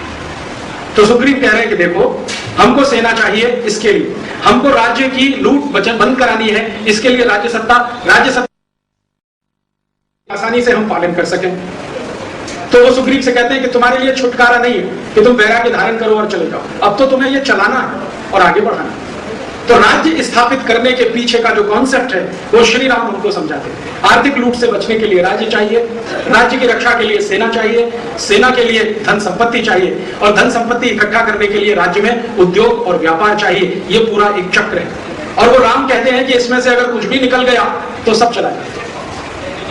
उसके बाद एक और दूसरी बात वो सुग्रीव से कहते हैं कि देखो सुग्रीव, राज्य को धन की आवश्यकता है, ये बात बिल्कुल सही है, लेकिन ये धन प्रजा के कल्याण में लगने वाला होगा तो श्रेय होगा और जो प्रजा का शोषण करने वाला हुआ तो ये छोड़ने लायक होगा। तुम तय कर लो कि तुम्हारे राज्य के लिए धन की जरूरत है तो किस रास्ते से लाना है, प्रजा के कल्याण वाला या प्रजा के शोषण वाला। तो सुग्रीव कहता है आपके रहते मैं सोच कैसे सकता हूं। तो राम कहते हैं कि इसका संकल्प हमेशा याद रखो कि धन वही जो प्रजा का कल्याण कर सके, ऐसा धन बिल्कुल नहीं जो प्रजा के शोषण से आया हुआ। तो धीरे धीरे राम एक आदर्श राज्य की कल्पना बुनते चले जा रहे हैं। एक आदर्श राज्य कैसा होता है उसकी स्थापना में लगे हुए। अब आखिरी समय है उनके अभियान का कि जब सुग्रीव और हनुमान की मदद से सेना तैयार होती है और सेना को लेकर लंका की तरफ कूच करते हैं, तो सेना जब समुद्र के किनारे पहुंचती है तब राम को उसका अंदाजा होता है कि कितने सैनिक हैं उसमें। तो लक्ष्मण पूछ रहे हैं कि क्या आपको भरोसा है कि यह सेना रावण से लड़ेगी? तो राम उनको कहते हैं कि हाँ, भरोसा ही नहीं विश्वास है कि ये लड़ेगी ही नहीं, रावण को पराजित करेगी। तो कहने लगे वो कैसे? तो वो कह रहे हैं कि ये जो सब सैनिक है ना, ये फुल टाइमर नहीं है, पूर्णकालिक सैनिक नहीं है, ये सब अर्धकालिक है। माने ये राज्य के नागरिक हैं, अपनी जिंदगी चलाते हैं, अपना परिवार चलाते हैं। चूंकि ये रावण से पीड़ित हैं इसलिए मेरे साथ आए हैं और सेना में शामिल हुए। ये पूर्णकालिक सैनिक नहीं है, इसलिए इनकी भावना बड़ी है। ये पैसे के लिए नहीं लड़ने आए हैं, ये अपने सम्मान की रक्षा के लिए लड़ने के लिए आए हैं। इनकी जो पत्नियों को रावण उठा ले गया है उनको वापस लेने के लिए मेरे साथ आए। पूर्णकालिक सैनिक और अर्धकालिक सैनिक का मतलब जो वो समझा रहे हैं कि हम जिनको पगार देते हैं और वो सेना के लिए लड़ते हैं उनका भरोसा नहीं है। हमसे ज्यादा कोई पगार देगा तो वहां चले जाए, लेकिन इनमें कोई पगारधारी नहीं है। ये सब एक्टिविस्ट हैं, एक तरह से आज की भाषा में सोशल एक्टिविस्ट हैं। ये अपने अपने अपमान का बदला लेने के लिए रावण के खिलाफ है। ये सिर्फ मेरी पत्नी के अपमान का बदला नहीं, इनकी अपनी पत्नियों के अपमान का बदला लेंगे। इसलिए मुझे लगता है कि ये लड़ेंगे ही नहीं, जीतेंगे। तो लक्ष्मण पूछ रहे हैं आपको मालूम है इनमें कैसे कैसे सैनिक हैं? तो राम कहते हैं हाँ, इनमें कई सैनिक ऐसे हैं जो सवेरे से शाम तक लोहा गलाते हैं भट्टियों पर और उनसे कुछ औजार बनाते हैं और समय मिलता है तो मेरे पास अभ्यास करने के लिए आते हैं। फिर वो कहते हैं कि इनमें से कई सैनिक ऐसे हैं जो कुम्हारी का काम करते हैं, चाक चलाते हैं, मिट्टी के बर्तन बनाते हैं, उसमें से समय बच जाता है तो मेरे पास आते हैं प्रशिक्षण लेने के लिए। फिर वो कहते हैं इनमें से कई सैनिक ऐसे हैं जो धागा बनाते हैं, कपड़ा बुनते हैं, बुनकर हैं, जब इनको समय मिल जाता है तो मेरे पास प्रशिक्षण लेते हैं। तो लोहार है, कुम्हार है, बुनकर है, धुनकर है, 18 जो हम जानते हैं ना गांव गांव में कारीगरी का काम करने वाले, वो सब रामचंद्र जी के सैनिक हैं। कारीगरों को सैनिक बना दिया, ऐसा कोई राजा हमने हजारों साल इस देश में देखा नहीं। कारीगरों को सैनिक बना दिया। जितने भी राजा हैं, दशरथ के पहले के 5 कुल रघु से शुरू होता है और दशरथ तक आते 5 बीते हैं कुल। इन 5 समय में जितने भी राजा हुए हैं सबके पास पूर्णकालिक सैनिक हैं, पगार पर काम करने वाले सैनिक हैं। राम अकेले राजा हैं अपने कुल में जिनके पास एक भी सैनिक नहीं है जो पगार लेकर लड़े। वो तो लड़ रहे हैं इसलिए कि उनके सम्मान का प्रश्न। आप सोचो, साधारण से लोग जो लोहारी कुम्हारी बुनकरी का काम करते हैं उनको सैनिक बना दिया, ये तो कोई विरले ही लोग कर पाते हैं। साधारण से वानरों को रावण से लड़ने के लिए खड़ा कर दिया, ये तो कोई विरले लोग करते हैं। और इन सब की सेना इकट्ठी होकर जब पहुंची है समुद्र के किनारे, तो बड़ा प्रश्न है समुद्र पार कैसे करें, लंका तक जाएं कैसे। और उसके पहले की घटना यह है कि यह तय किया गया कि भाई हम सब समुद्र जाएंगे पार करने के लिए, उसके पहले किसी एक को भेज के देख लो। तो हनुमान को भेजा गया है, वो लंका पहुंचे हैं। पहुंचने के बाद वो सब जो उन्होंने किया है वो आप सब जानते हैं। लौट के हनुमान जी पूरा वर्णन कर रहे हैं, रावण ऐसा है, उसका व्यवहार ऐसा है, उसकी सेना इतनी है, महल ऐसा है, सुरक्षा इतनी है, पहुंचना मुश्किल है, वगैरह वगैरह। तो व्यूह रचना हो रही है। तो पहली व्यूह रचना की समुद्र पार कैसे करें, एक हनुमान तो जा सकते हैं, सबकी तो ताकत नहीं है, तो पुल बनाओ। तो पुल बनाने के लिए राम एक भाषण देते हैं अपनी सेना के सैनिकों कि हमें पुल बांधना है, लेकिन यह असंभव है। क्यों? समुद्र पर पुल बांधना ये तो कभी हुआ नहीं है। राम जी के पहले तो कभी हुआ नहीं है और राम जी के बाद भी हुआ नहीं है। पूरी दुनिया में समुद्र पर पुल बांध दिया हो ऐसी कोई घटना नहीं है। और बचपन में मैं सुना करता था, हमारे भारत में कुछ ऐसे लोग हैं जो अपने आप को अथीस्ट कहते हैं। अथीस्ट समझते हैं? नास्तिक, जो भगवान को नहीं मानते, ईश्वर को नहीं मानते, राम को नहीं मानते, रामचरितमानस को नहीं मानते। तो ये कहते हैं ये सब कल्पना है, कपोल कल्पना है। ऐसे बहुत लोग हैं। उनमें से हमारे एक टीचर भी थे, हिंदी पढ़ाते थे हमको, और एकदम नास्तिक। और आप जानते हैं कि हिंदी में तो ये सब आता ही है, रामचरितमानस भी आता था, हमें पढ़ना पड़ता था, और 10 नंबर का सवाल भी आता था उस पर। तो उन्हें वो रामचरितमानस पढ़ानी भी पड़ती थी। तो वो पढ़ाते जाते थे, अंत में एक लाइन जोड़ देते थे, ये सब कल्पना है, ये सब कल्पना है। और एक दिन हम सब पढ़ रहे थे यही कि भगवान राम ने पुल बांधा। तो पुल बांधा तो उसका वर्णन तो बहुत विस्तार से, मैं तो आपको संक्षेप में बता रहा हूं। तो वो हमारे जो प्रोफेसर साहब कहने लगे ये बिल्कुल असंभव है, कभी किसी ने पुल बांधा नहीं, और पुल बंधे समुद्र पर ये हो नहीं सकता। विज्ञान से ये सहमत नहीं, माने विज्ञान से सम्मत नहीं है, विज्ञान इसकी परमिशन नहीं देता कि पुल बन जाए किसी समुद्र में। तो उस समय मुझे तो कुछ समझता नहीं था, और बात तो उनकी याद थी मुझे। अभी थोड़े दिन पहले मेरा एक दोस्त जो मेरे साथ पढ़ाई करता था, अब अमेरिका में नौकरी करता है, नासा में काम करता है। तो उसने मुझे कुछ फोटोग्राफ्स भेजे। उसने कहा देखो हमारे नासा के सैटेलाइट में कुछ फोटोग्राफ्स उतारे हैं जो तुम्हारे बहुत काम के हैं। तो मुझे मालूम नहीं था कि वो फोटोग्राफ्स का विषय क्या है, लेकिन जब वो आए मेल के द्वारा और मैंने मेरा मेल बॉक्स खोला तो मुझे बहुत आश्चर्य हुआ कि वो फोटोग्राफ 5,13,000 वर्ष पहले के, 5,13,000 वर्ष पहले का कोई पुल बना है श्रीलंका और भारत के बीच में, उसके फोटोग्राफ्स। बाद में मैंने वो फोटोग्राफ्स देखने के बाद नासा के डायरेक्टर को मेल किया, जॉइंट डायरेक्टर को मेल किया, उनके बहुत सारे साइंटिस्ट को, क्या आप मानते हैं कि ऐसा कोई पुल है? उन्होंने कहा हाँ मानते हैं, और ये पुल अभी भी जीवित है। रामेश्वरम है ना, रामेश्वरम, वहां से शुरू होकर और लंका का आखिरी जो किनारा है वहां तक जाता है। पुल अभी भी जीवित है और 47 नॉटिकल माइल का है, और भारत के समुद्र के आखिरी किनारे से श्रीलंका के समुद्र के पहले किनारे के बीच की दूरी भी 47 नॉटिकल माइल।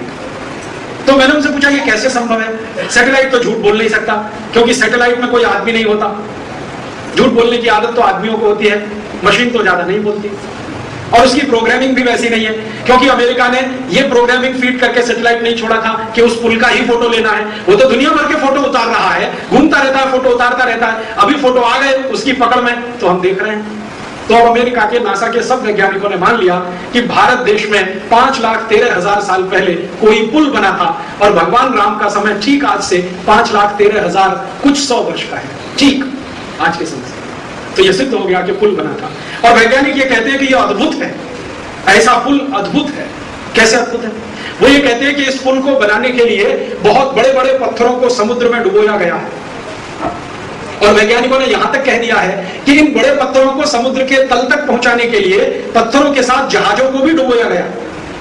और कम्बन रामायण में यह बात आती है कि भगवान राम ने नल और नील, नल और नील आप जानते हैं रामायण में है, नल और नील ये जो है ना सुग्रीव और हनुमान, इन्हीं के मित्र मंडली के 2 लोग हैं, दोनों सिविल इंजीनियर, आज की भाषा में मैं कहूँ वास्तु विशेषज्ञ हैं दोनों के दोनों। क्योंकि उनका वर्णन बहुत लंबा है कंब रामायण में। नल की विशेषताएं क्या है? नल की विशेषता यह है कि किसी भी तरह की सड़क का निर्माण, किसी भी तरह के भवन का निर्माण करने में सक्षम है नल।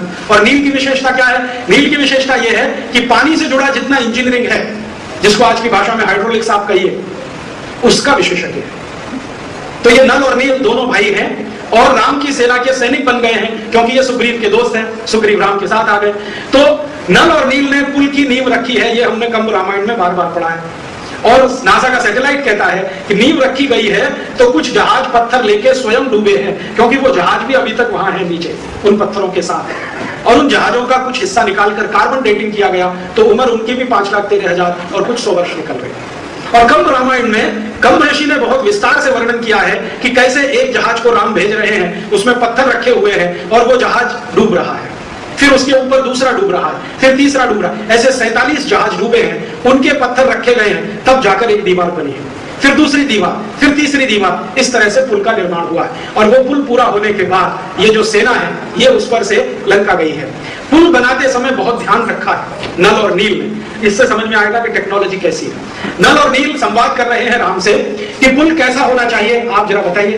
तो राम कहते हैं, भाई तुम विशेषज्ञ हो, तुमको पता होना चाहिए कैसा होना चाहिए, तो लेकिन आप तो गूढ़ रहस्य भी जानते हैं, आप बताइए। तो राम कहते हैं, देखो पुल ऐसा होना चाहिए जिस पर से मेरी पूरी सेना पार हो जाए और जरूरत पड़ने पर वापस भी लौट आए। ऐसा नहीं कि सेना पार हुई और पुल गया, जाए पूरी सेना और लौटकर वापस आए। तो नल और नील बड़े आश्चर्य में पड़ गए। वो कहते हैं कि आप ऐसा क्यों कह रहे हैं कि हमारी सेना जाए और लौट के भी वापस आए? तो राम कह रहे हैं कि मैं जिस रास्ते जा रहा हूं इसी से वापस भी आऊंगा। तो नल और नील पूछ रहे हैं कि भगवान, वो तो बड़ी अच्छी नगरी है लंका, सोने की है, हीरे जवाहरात है, बहुत धन है, बहुत संपत्ति है, आपके बारे में तो मैं ये सोच रहा हूं कि आप वहां जाके रहेंगे, रावण को मारेंगे और वहीं अपना आवास बनाएंगे। तब नल नील को उन्होंने कहा है, जननी जन्मभूमिश्च स्वर्गादपि गरीयसी, कि जिस भारत माता ने मुझे जन्म दिया है वो स्वर्ग से महान है। भले वहां सुविधाएं कम हैं, धन संपत्ति कम है, लेकिन मैं लौटूंगा अपनी जन्मदात्री के पास, मैं लंका में नहीं रहने वाला। इसलिए पुल बनाते समय ध्यान इस बात का रखो कि सेना जानी चाहिए और पूरी वापस आनी चाहिए, तब तक पुल टूटना नहीं चाहिए। तब नल और नील कहते हैं कि तब तो इसमें समय लगेगा। तो राम कहते हैं, लगने दो, तब तक तुम समय लगाओ पुल बनाने में, मैं सेना का प्रशिक्षण करता हूं, दोनों काम होते हैं। तब कंब रामायण में एक वर्णन है कि नल और नील कोई विशेष तरह का एक पदार्थ तैयार कर रहे हैं जो पत्थरों को जोड़ने का काम करे, और ऐसा पदार्थ हो जो पानी में भी ना घुले। तो नल और नील को यह पदार्थ तैयार करने में 13 दिन लगे हैं, जड़ी बूटियों का और पत्थरों का चूरा बना के, लेकिन पदार्थ इतना अच्छा तैयार हुआ है कि 2 पत्थर के बीच में लगा दो तो पानी से भी ना घुले। और अब नासा ने यह मान लिया है कि जो पत्थर आपस में जुड़े हुए हैं कुछ अद्भुत पदार्थ से जुड़े हुए हैं जो 5,13,000 साल बीतने के बाद भी अभी तक घुला नहीं है, और पत्थरों को जोड़कर उसने अभी तक रखा हुआ है।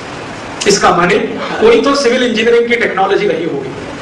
आज की आधुनिक विज्ञान में ले देके जोड़ने के लिए एक ही चीज है, वो है सीमेंट, और सीमेंट की अधिकतम जिंदगी 100 साल है। 100 साल का सीमेंट है। अच्छी से अच्छी बिल्डिंग कितनी भी कंक्रीट वाली आप बना दो, 100 साल के ऊपर नहीं टिकती, 100 साल के बाद बिल्डिंग जाती ही है। उससे अच्छा तो भारत का चूना है जो कम से कम 500 साल टिकता है, जिससे राणा प्रताप का किला बना हुआ है, या तो जोधपुर का किला बना हुआ है, या तो ये जयपुर का किला बना हुआ है, या तो शिवाजी महाराज के, वो 500-500 साल के हैं जो चूने से बने हैं। लेकिन नल और नील के पास इन दोनों से अलग कोई तीसरी चीज है जो 5,13,000 साल से टिकी हुई है। तो कंस्ट्रक्शन में, सिविल में इतनी ऊंची टेक्नोलॉजी ये तो किसी ने कल्पना नहीं की है।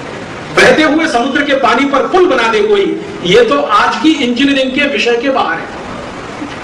मेरे बहुत सारे दोस्त हैं जो सिविल और कंस्ट्रक्शन में हैं, और उनमें से मैं बहुत बार चर्चा करता हूं कि यार कोई तो कल्पना करो, कोई तो हाइपोथेसिस लाओ कि समुद्र के पानी पर पुल बन सकता है। उन्होंने कहा हमारी कोई हाइपोथेसिस और कोई कल्पना उतनी दूर तक जाती नहीं कि समुद्र के बहते हुए पानी पर पुल बन सके। मैंने कहा यार ये तो बनाया, 5,13,000 साल पहले 2 बड़े सिविल इंजीनियर हुए, नल और नील, दोनों ने बना के दिखाया, और नासा ने अब मान लिया कि हाँ ऐसा पुल था। तो इससे सिद्ध ये होता है कि राम के जमाने की टेक्नोलॉजी कितनी ऊंची रही होगी। और अब जब ये सबूत मिल गया, ये देखिए 2 तरह के लोग होते हैं दुनिया में। एक तो मेरे जैसे कुछ मूर्ख लोग हैं जो विश्वास बाद में करते हैं, सबूत पहले मानते हैं कि यार कोई प्रूफ दिखाओ तब तुम्हारी बात माने। तो उनके लिए मुझे डॉक्यूमेंट्स कलेक्ट करने पड़ते हैं। लेकिन एक ऐसे लोग हैं जो विश्वास पहले करते हैं और सबूत कभी नहीं मानते कि हाँ ये हुआ ही होगा, क्योंकि राम में ये क्षमता है कि वो कर सकते हैं। और ऐसे करोड़ों लोग इस देश में, वो कभी सबूत नहीं मानते कि राम ने पुल बनाया था तो कहां था, पत्थर कौन सा था, सीमेंट कौन सा लगा, एडहेसिव फोर्स था कि नहीं था, सरफेस टेंशन कितना रहा होगा, ये फालतू सवाल नहीं करते। मेरे जैसे कुबुद्धि लोग जो थोड़े आधुनिक शिक्षा में पढ़ गए, वो डॉक्यूमेंट्स मांगते हैं। तो अब नासा ने वो डॉक्यूमेंट्स भी दे दिए, तो उनके आधार पर मैं वैज्ञानिकों से चर्चा करता हूं कि कल्पना कर सकते हैं ऐसा कोई पुल था। उन्होंने कहा हमारी विज्ञान तो फेल है। तो इसका माने 5,13,000 साल पहले की विज्ञान कुछ ज्यादा ऊंची रही होगी, तभी यह संभव था। और पुल बना है पत्थरों से, ये कहानी तो सब जगह एक जैसी है, क्योंकि जहां पुल बना है वहां पत्थर ही पत्थर है और कुछ है नहीं। पत्थरों को जोड़ने के लिए कोई उन्होंने बनाया है पदार्थ, और वो पदार्थ इतना मजबूत कि इतने लाख साल टिक गया। और वो पुल इतना मजबूत कि सेना गई और वापस आई, और सिर्फ गई और वापस ही नहीं आई, लाखों साल तक वो पुल बना रहा। फिर समुद्र के किसी तेज बहाव के चलते, कोई सुनामी के चलते पानी का लेवल ऊंचा हुआ तो वो पुल नीचा पड़ गया, टूटा नहीं, पुल अभी भी सुरक्षित है। बस ये हुआ कि कभी सुनामी आई, तल बढ़ गया, पुल नीचे हो गया, टूटा नहीं है, अभी भी नहीं। तभी तो फोटोग्राफ में बिल्कुल स्पष्ट दिखाई दे रहा है। कभी समय और मौका मिला तो मेरे पास इस फोटोग्राफ्स का बहुत सुंदर कलेक्शन है, ये नासा से मंगाए हुए। एलसीडी प्रोजेक्टर मिले तो मैं आपको दिखा सकता हूं, मेरे लैपटॉप में अभी भी ये सारे फोटोग्राफ्स पड़े हुए। ये पुल इतना सुंदर है कि देखने के बाद मुंह से यही निकलता है कि क्या तकनीकी रही होगी, कितनी ऊंची तकनीक है।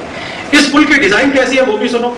अंदर के जो फोटोग्राफ्स हैं जो स्पष्ट हैं, आप जानते हैं सैटेलाइट जो है ना, समुद्र के 90 से 150 किलोमीटर नीचे तक के चित्र बिल्कुल स्पष्ट खींच लेता है। आज जो सैटेलाइट अंतरिक्ष में, पहले ऐसा नहीं था 20 साल पहले, लेकिन अब इस क्वालिटी के सैटेलाइट बनते हैं कि समुद्र में 150 किलोमीटर तक नीचे के फोटोग्राफ बिल्कुल स्पष्ट खींचे जा सकते हैं। तो जो पुल के फोटोग्राफ्स है ना, बहुत अच्छे से आए हैं। तो पुल का शेप कैसा है? ऐसा है, जेड शेप होती है ना, जेड, अंग्रेजी का जेड बनाते हैं, ऐसे ऐसे ऐसे ऐसे ऐसे, ये है पूरा पुल। तो बहुत दिन में सोचता रहा कि नल और नील ने ये जेड शेप क्यों बनाया। आजकल के तो पुल जो हम देखते हैं आधुनिक जो इंजीनियर बनाते हैं, वो स्ट्रेट लाइन होता है पूरा, एक पूरी दीवार खड़ी कर देते हैं, बांध बन गया। लेकिन उस समय जो उन्होंने बांधा है उसमें ये जेड शेप है, ये क्या चक्कर है? तो बहुत दिन में कई प्रोफेसर्स के साथ माथापच्ची करता रहा। बाद में समझ में आया कि समुद्र में पानी का प्रवाह और उसका दबाव बहुत अधिक होता है, और हम कोई स्ट्रेट लाइन खींच दें तो उसके ऊपर दबाव पानी का सबसे ज्यादा होता है, तो पुल टूटने की सबसे ज्यादा संभावना है। तो नल और नील ने अकल लगा के उसको ऐसे जेड शेप में बदल दिया ताकि दबाव हर दीवार पर बराबर पड़े और पुल नहीं टूटे। इतनी ऊंचाई हिंदुस्तान के लोगों में फिजिक्स की उस जमाने में 5,13,000 साल पहले, और आज के आधुनिक विज्ञान को पढ़कर निकले हुए जो पुल बनाते हैं वो ऐसे कि एक ही बाढ़ में गया, क्योंकि वो स्ट्रेट लाइन है, सीधी लाइन है, पानी का दबाव ज्यादा पड़ेगा, जल्दी से टूट जाएगा। लेकिन उसी को अगर आप जेड शेप दे दें, जिगजैग शेप दे दें, तो पानी का दबाव सभी दीवार पर पड़ेगा और पुल सुरक्षित रहेगा। इतनी अकल उनको है, इस तरह की विज्ञान है। तो ये पुल बना है, पहले हम मानते थे कि कल्पना है, अब सिद्ध हो गया कि ये इतिहास है। और जब ये सिद्ध हो गया है तो अब मैं ये कहता हूं कि आगे भी बहुत कुछ सिद्ध होगा, थोड़े दिन के बाद और बहुत कुछ सिद्ध होगा। तो इस पुल को बना के राम की सेना गई है लंका, और लंका के रावण के साथ हुआ है युद्ध, और उस युद्ध में विजय मिली है राम को। उस युद्ध के पहले की एक घटना है जो बहुत महत्व की है। रावण का एक भाई है विभीषण, जो रावण से बहुत परेशान है। जैसे बाली का एक भाई है सुग्रीव, जो बाली से बहुत परेशान है, ऐसे ही रावण का एक भाई है विभीषण, जो रावण से बहुत परेशान है। रावण की जितनी नीतियां हैं उनसे वो सहमत नहीं, रावण के जो कुकर्म हैं उनसे वो सहमत नहीं। रावण श्री राम की पत्नी को उठा लाया है, विभीषण उससे भी सहमत नहीं, और वो बार बार समझा रहा है अपने भाई को कि क्यों झंझट मोल ले रहे हो, ये उसकी पत्नी को वापस कर दो। लेकिन रावण अपने अहंकार में और मद में चूर है, कैसे वापस करना, अभी तो युद्ध लड़ेंगे, अगर वो जीत ले तो ले जाए, नहीं तो युद्ध में मैं जीता तो मेरी हो गई, इस भावना का है आदमी। तो विभीषण अंत में जब बहुत परेशान है, थक जाता है, और रावण के द्वारा बार बार उसका अपमान किया जाता है, तो एक दिन वो लंका छोड़ के श्री राम जी के पास आ जाता है और श्री राम को आके कहता है कि मैं विभीषण, लंकापति रावण का भाई, आपसे दोस्ती करना चाहता हूं। राम पूछते हैं क्यों? तो वो कहता है कि मैं आपकी नीतियों से सहमत हूं, रावण आपकी नीतियों से सहमत नहीं है, मैं आपके साथ होना चाहता हूं और चाहता हूं कि रावण का संहार हो, तो मैं भी आपके साथ हूं। तो विभीषण के मन में एक प्रश्न है, वो राम को कहते हैं कि देखिए मेरे मन में एक प्रश्न है, वो मैं आपसे स्पष्ट कहना चाहता हूं कि मैं युद्ध में आपके साथ रहना चाहता हूं, लेकिन युद्ध के बाद क्या? तो राम कहते हैं तुम्हें कोई शंका है? मैंने बाली से युद्ध किया है और उसका राज्य उसके भाई सुग्रीव को दिया है, तुमको क्यों शंका होती है? रावण से युद्ध करेंगे, जीतेंगे और राज्य तो तुम्हारा होगा।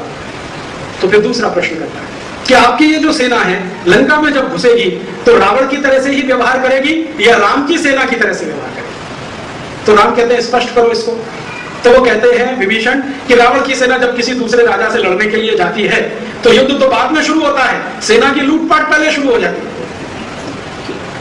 युद्ध तो युद्ध के मैदान में होता है, लेकिन ये सेना उस राजा के गली मोहल्ले चौराहे में घर घर में घुस के संपत्ति लूट के लाती है, उनके बहन बेटियों को लूट के ले आती है। ऐसी है रावण की सेना। क्या आपकी भी सेना ऐसी है?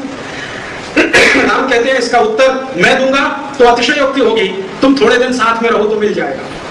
तो हनुमान कहते हैं कि आपको ऐसी शंका करने की जरूरत नहीं है, क्योंकि ये जो सेना है वो जन सेना है, पगार वाली सेना नहीं है। इसमें एक भी सैनिक वेतन लेकर लड़ने वाला नहीं है, ये अपने सम्मान के लिए, इसमें एक भी सैनिक वेतन लेकर लड़ने वाला नहीं है, ये अपने सम्मान के लिए लड़ने वाले लोग हैं। इसलिए चिंता मत करो, ये किसी को लूटेंगे नहीं, क्योंकि अगर इनको लूटने का ही लालच होता तो ये श्री राम के पास आते क्यों? क्योंकि श्री राम तो इनको तनख्वाह दे नहीं रहे, पगार दे नहीं रहे, उल्टा इनका समय खर्च हो रहा है। तो विभीषण आश्वस्त होता है। और तीसरी और आखिरी बात राम से पूछता है कि जब आप रावण को परास्त युद्ध में करेंगे तो अन्याय का बदला किससे लेंगे?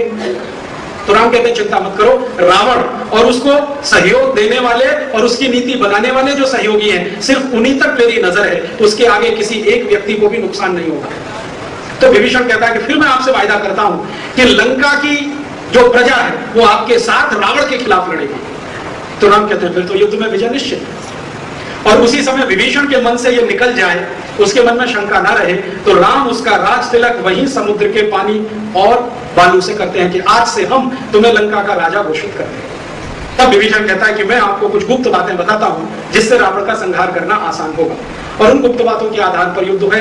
युद्ध की कहानी आप सब जानते हैं। रावण का संहार होता है, रावण मरता है, विभीषण को राजा बना दिया जाता है, सीता को लेकर राम अयोध्या वापस आते हैं और आगे की कहानियां आप सब जानते हैं। इसमें से जो मैं आपको ध्यान में लाना चाहता हूं वो ये कि राम कथा तो इतनी सी ही है, लेकिन इसका जो विश्लेषण है वो बहुत गहरा है। अब मैं आता हूं इस राम कथा से भारत की समस्याओं का समाधान। क्या समस्याओं का समाधान होता है? राम जी का पहला स्टेटमेंट जो आपने वो मैंने कोट किया, जो सबसे ज्यादा गंभीर और ऊंचाई वाला है, वो ये कह रहे हैं कि राज्य होता है आर्थिक लूट से प्रजा को बचाने के लिए, और राज्य बचाने के लिए सेना होती है, सेना के लिए सैनिक होते हैं, और धन शक्ति की जरूरत होती है, लेकिन धन शक्ति शोषण आधारित नहीं। ये अब हिंदुस्तान की आज की समस्या क्या है और इसका समाधान इसमें से क्या निकलता है? आज का जो राज्य है हमारे देश का, जिसको अलग अलग राजनीति, आज का जो राज्य है हमारे देश का, जिसको अलग अलग राजनीतिक दल चला रहे हैं, वो किसी भी नाम से हो, नाम लेके बात करने की जरूरत नहीं, जितने भी राजनीतिक दल इस राज्य को चला रहे हैं, क्या राम की इस परिभाषा पे खरे उतरते हैं कि राज्य होता है आर्थिक लूट से प्रजा को बचाने के लिए, और राज्य की रक्षा के लिए सेना होती है, और सेना के सैनिकों की मदद के लिए धन की जरूरत होती है, और धन प्रजा के शोषण से नहीं आना चाहिए, पोषण से आना चाहिए। तो क्या हमारे देश के राजा, आज के राजा, प्रधानमंत्री या उनका मंत्रिमंडल इस पे खरे उतरते हैं? कहीं राज्य हमारा ऐसा है जो आपको आर्थिक लूट से बचाने वाला हो? दुर्भाग्य हमारे देश का यह है कि आज हमारा राज्य ही हमारी लूट करने वाला हो गया है। राज्य कैसे लूट कर रहा है आपको मालूम है? आप बाजार में जाते हैं, 52 रुपए लीटर पेट्रोल खरीद के लाते हैं, यही भाव है ना पेट्रोल का। आपको मालूम है 1 लीटर पेट्रोल 18 रुपए में बनता है। 1 लीटर पेट्रोल 18 रुपए में बनता है और आपको 52 रुपए का बेचा जाता है। कितना लूटती है आपकी सरकार आपको? अगर 18 रुपए लीटर का पेट्रोल 36 रुपए लीटर में आपको बेचा जाए तो 100% लूट हो गई। और 18 रुपए लीटर का पेट्रोल 36 के आगे 18 और जोड़ दो, 200% लूट हो गई। और ये लूट आपकी ही सरकार कर रही है, माने आपका राज्य ही आपको लूट रहा है। और राम बोल कर गए हैं कि राज्य का काम है प्रजा की लूट को रोकना, और इस समय हमारा राज्य प्रजा को ही लूटने में लगा हुआ है। ये पेट्रोल का तो एक उदाहरण दिया। आपको मालूम है आप जिंदगी में कितने टैक्स भरते हैं? सवेरे से शाम तक आप जितनी चीजें अपने जीवन में इस्तेमाल करते हैं, इन सभी वस्तुओं पर प्रत्यक्ष और परोक्ष रूप से 64 तरह के टैक्स लगते हैं। 64 तरह। Central excise duty, central sales tax, फिर उसके बाद इनकम टैक्स, फिर कॉर्पोरेट टैक्स, फिर वैल्यू एडेड टैक्स, फिर स्टेट लेवल पे ढेर सारे टैक्स, टैक्स ही टैक्स। और ये एक तरह की लूट है। तो राम जी तो कह रहे हैं कि राज्य होता है प्रजा को लूट से बचाने के लिए, और यहाँ राज्य बन गया है प्रजा को लूटने के लिए। तो राम राज्य है इस देश में? नहीं। तो लाना है कि नहीं लाना है? तभी तो राम कथा सुनने का कोई फायदा है, नहीं तो फायदा क्या? खुद ही कह रहे हैं राज्य ऐसा होना चाहिए जो प्रजा को लूट से बचाए, और हम राम कथा सुने और सुनाए और प्रजा से लूट को बचाने वाला राज्य स्थापित ना कराएं तो राम कथा का कोई महत्व नहीं। तो मेरा मानना है कि भारत की प्रजा की लूट बंद करानी है और राम राज्य लाना है तो राम के सूत्र का पालन करना है। दूसरा एक महत्व की घटना है जो बीच की है पूरे कहानी में, और मैंने जानबूझ के छोड़ी, अंत में बोलने के। आप जानते हैं जब राम वनगमन कर गए हैं, दशरथ जी का स्वर्गवास हो गया है, तो उनके भाई भरत रामचंद्र जी को मिलने आए है ना, अयोध्या कांड, भरत राम संवाद। और ये जो भरत राम संवाद है ना, ये सभी कहानियों में है, सब कथा, दक्षिण की भी राम कथा में है, उत्तर की भी में भी है, मध्य भारत में भी है, पश्चिम में भी है, हर रामायण में है, हर रामचरितमानस में, रघुवंशम में है, कालिदास ने लिखा, सब ने लिखा है भरत राम संवाद। भरत राम को मनाने आए हैं कि आप चलो वापस, पिताजी का हो गया है स्वर्गवास, मैं बनना नहीं चाहता, मुझे जबरदस्ती बना दिया गया है, आप चलो।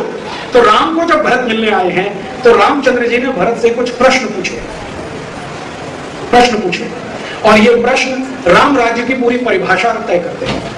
राम जो भरत से प्रश्न पूछ रहे हैं, क्या प्रश्न पूछ रहे हैं? वो कह रहे हैं कि तुम आए हो, बहुत अच्छा है, पिताजी की मृत्यु का समाचार लाए हो, ये दुखद है, लेकिन ये बताओ कि जिस राज्य को तुम चला रहे हो, जिसका अधिपति तुम कहते हो मैं हूं, और तुम अपने को प्रतिनिधि मात्र मानते हो, तो उस राज्य का हाल कैसा है जरा बताओ तो सही। मैं जैसा छोड़कर आया था वैसा ही है, या कुछ गिरावट आई है, या कुछ बेहतर हुआ है? तो भरत से जो सबसे पहला प्रश्न पूछा है राम ने कि क्या तुम राज्य के सभी पुरोहितों को, सभी गुरुओं को और सभी आचार्यों को उतना ही सम्मान देते हो जितना मैं देता था? पहला प्रश्न, क्या तुम अपने राज्य के सभी पुरोहितों को, आचार्यों को और विद्वान लोगों को उतना ही सम्मान देते हो जितना मैं देता हूं? अगर हां तो तुम राम राज्य चला रहे हो, और अगर ना तो तुमको ठीक करने की आवश्यकता है। तो भरत कहते हैं कि हाँ, मैं उतना ही सम्मान देता हूं जितना आप देते थे। अब इसका महत्व समझिए। राम कह रहे हैं भरत को समझाते हुए कि जिस राज्य के पुरोहित, जिस राज्य के विद्वान और जिस राज्य के आचार्य राजा के द्वारा सम्मानित नहीं होते, वो राज्य कभी भी ऊंचाइयों को प्राप्त नहीं करता, वो डूब जाता है। ये बहुत महत्व की बात है। तो भरत को कह रहे हैं कि राम राज्य का पहला सूत्र यह है, पुरोहितों का सम्मान, आचार्यों का सम्मान और विद्वानों का सम्मान। अब कंब रामायण में यह विस्तार से है। कंब रामायण में भरत राम को प्रश्न कर रहे हैं कि आचार्यों का सम्मान मैं समझ गया, विद्वानों का सम्मान भी मैं समझ गया, लेकिन पुरोहितों का क्यों? पुरोहितों का क्यों? पुरोहित माने पूजा कराने वाले कर्मकांडी लोग, इनका सम्मान क्यों? तो राम समझा रहे हैं भरत को, और ये बहुत गहरी बात है। वो कह रहे हैं कि देखो, ये जो पुरोहित हैं, ये राज्य के नागरिकों के जिंदा रहने के आधार हैं। तो भरत के समझ में नहीं आ रहा है कैसे? तो राम समझा रहे हैं कि देखो, कोई पुरोहित है, पूजा करवाता है, पूजा करवाता है, तो जो पूजा करवाने वाला है पुरोहित, और जिनके यहाँ पूजा हो रही है उसको हम क्या कहते हैं? यजमान। तो जिसके यहाँ पूजा हो रही है, यजमान को पुरोहित कुछ कहता है कि भाई पूजा होगी तो 5 घड़े ले आना, 10 सकोरे ले आना, 50 कुल्हड़ ले आना, 10 मीटर नया कपड़ा ले आना, 10 किलो घी ले आना, हवन सामग्री ले आना, ये हाथ में बांधने वाला धागा ले आना, ऐसे 100-200 सामान की लिस्ट बना देता है। तो भरत कह रहे हाँ। तो राम कहते हैं तुम्हें समझ में नहीं आता, ये पुरोहित कारीगरों का मार्केटिंग मैनेजर है कि नहीं? पुरोहित अपने लिए कुछ नहीं मंगा रहा है, कह रहा है 10 घड़े ले आना, घड़े आएंगे तो कुम्हार को काम मिलेगा, कुल्हड़ आएंगे तो कुम्हार को काम मिलेगा, नया कपड़ा आएगा तो बुनकर को काम मिलेगा, हाथ पे बांधने वाला धागा आएगा तो सूत काटने वाले को काम मिलेगा, घी आएगा तो ग्वालों को काम मिलेगा, हवन सामग्री आएगी तो उनको काम मिलेगा। तो राम कह रहे हैं कि जो काम दे रहा है वो सम्मान के पात्र का है। और राम कह रहे हैं कि अगर ये पुरोहित ना रहे तो अर्थव्यवस्था नहीं चल सकती, क्योंकि अर्थव्यवस्था को चलाने की ताकत इन पुरोहितों में है। नहीं तो ये पुरोहित ऐसे भी पूजा करा सकते हैं, कुछ मत लाना, बैठ जाना आके, मैं मंत्र पढ़ दूंगा, काम खत्म हो जाएगा, ये भी कह सकते हैं। हो सकता है कि नहीं हो सकता? और बता देंगे कि भाई घर में भगवान है, ये सब लाने की क्या जरूरत है। लेकिन ये सब पुरोहित मंगवाता है ताकि बनाने वाले का माल बिके, ताकि नया माल बनाने की प्रेरणा मिले, ताकि मार्केट चलता रहे और इकोनॉमी चलती रहे। दूरदृष्टि देखिए राम की। तो कह रहे हैं कि पुरोहितों का सम्मान बहुत आवश्यक है, क्योंकि ये अर्थव्यवस्था को चलाने के सबसे महत्वपूर्ण स्तंभ हैं। तब भरत के समझ में आया। उन्होंने कहा कि अगर मुझसे कोई गलती हो तो क्षमा करना, आगे से मैं ध्यान रखूंगा पुरोहितों का सम्मान। दूसरा प्रश्न वो कहते हैं कि तुम्हारे राज्य में जो सेना है, वो सेना के जो सैनिक हैं, उन सैनिकों में जब मैं आया था छोड़कर अयोध्या, तो पगार पर काम करने वाले बहुत कम थे, भावना से काम करने वाले ज्यादा थे। अब क्या स्थिति? तो भरत कहते हैं कि मेरी कोशिश है कि पगार पर काम करने वाले सैनिक अभी भी कम रहे, लेकिन मेरी मजबूरी है, वो मेरी बात सुनते नहीं है। तो राम कहते हैं कि तुम आदर्श राजा नहीं हो। जो राजा अपने सैनिकों में भाव नहीं भर सकता, युद्ध के लिए तैयार नहीं कर सकता, वो आदर्श नहीं है। तुम्हारी कमजोरी है, उसको ठीक करो। सैनिक ऐसे रखो जो बिना पगार के हों लेकिन भावना से देश के लिए लड़े। पगार वाले थोड़े बहुत रखो, ज्यादा नहीं। आज की भारत की सेना बिल्कुल उल्टा है, भावना वाला लड़ने वाला कोई नहीं। राम का राज्य अभी नहीं है इस देश में। तीसरा प्रश्न वो पूछ रहे हैं कि तुम्हारे राज्य के जो मंत्री हैं और तुम्हारे महामाते हैं, अमात्य हैं, महामाते हैं, ये सब तुम्हारे विश्वास पात्र हैं? तुम इन पर भरोसा करते हो और ये तुम पर भरोसा करते हैं? अगर हाँ तो राज्य अच्छा है, ना तो राज्य ठीक नहीं। आज के भारत में देखो, मंत्री प्रधानमंत्री पे भरोसा करते हैं, प्रधानमंत्री मंत्रियों पे भरोसा करते हैं। क्या हालत है दिल्ली की और क्या हालत है राज्यों की? राम जैसा राज्य कहते हैं, ऐसा नहीं। फिर अगला प्रश्न है कि तुम्हारे राज्य में जो भी अधिकारी काम करते हैं, उन अधिकारियों को अगर वेतन पर रखा हुआ है तो क्या समय से उनको वेतन मिलता है या दिन देरी होती है? तो भरत कहते हैं इससे क्या फर्क पड़ता है? तो कहते हैं नहीं, अधिकारियों को अगर वेतन पे रखा है तो समय से उनका वेतन देना, या तो उनको कह देना कि आप बिना वेतन के काम करो, ये नहीं कि वेतन देने का दिन आज है और आप 20 दिन बाद दे रहे हैं, तो उन अधिकारियों की वफादारी डिगते देर नहीं लगेगी और तुम्हारा राज्य डूबते देर नहीं लगेगी। तो ये हम सबके लिए सूत्र है।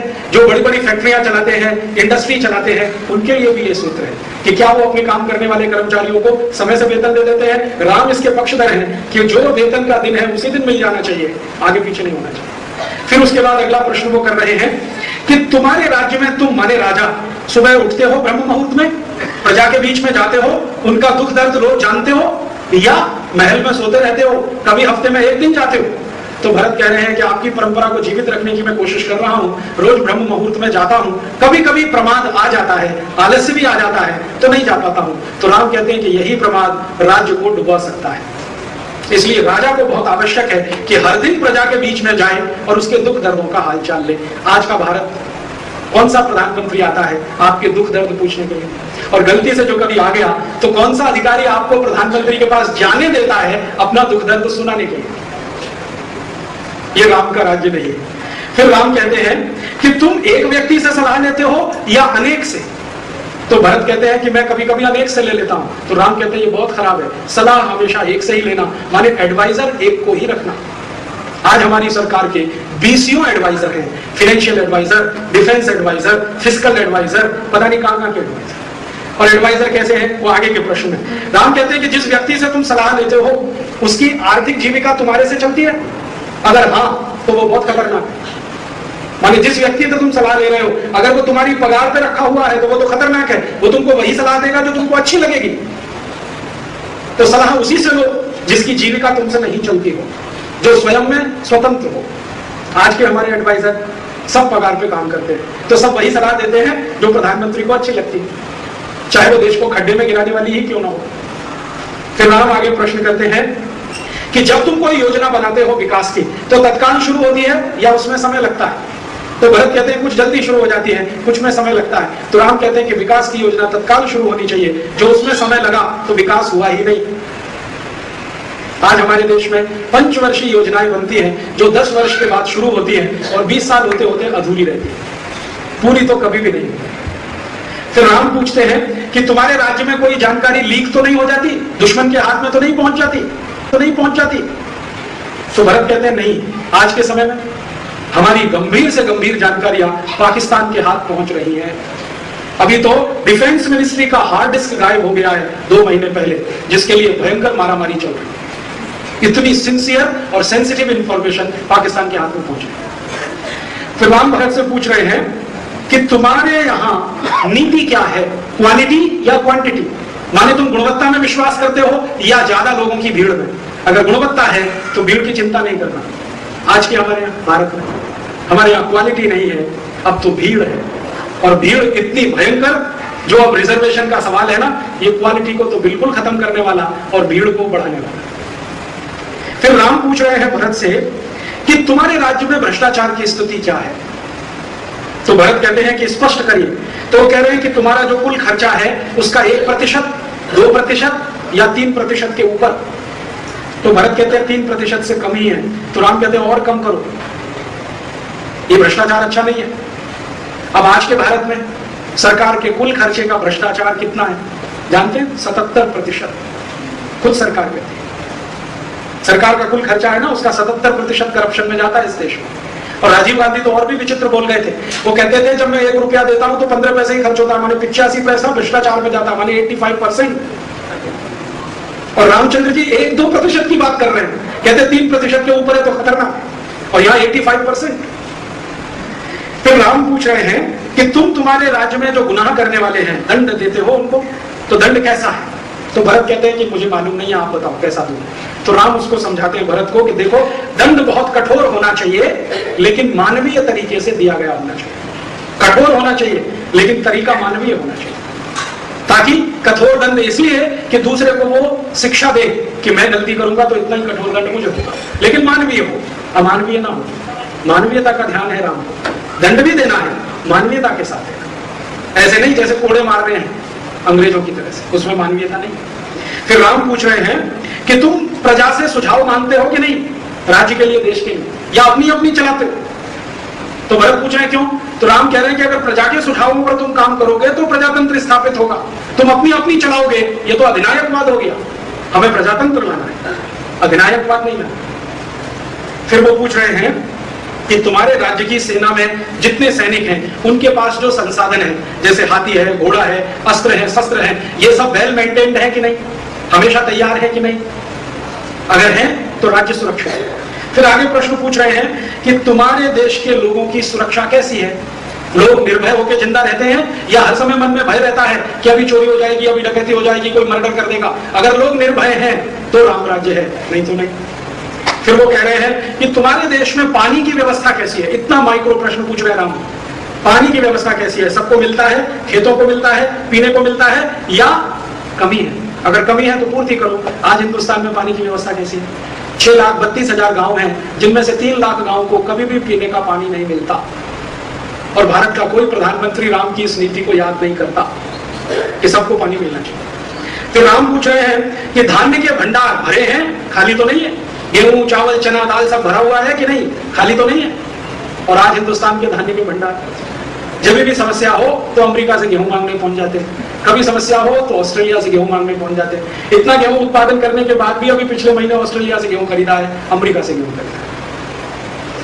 फिर वो कहते हैं कि तुम्हारे राज्य में जो पुरोहित पैसे के लिए पूजा कराते हैं वो तुम्हारे दल में तो नहीं है?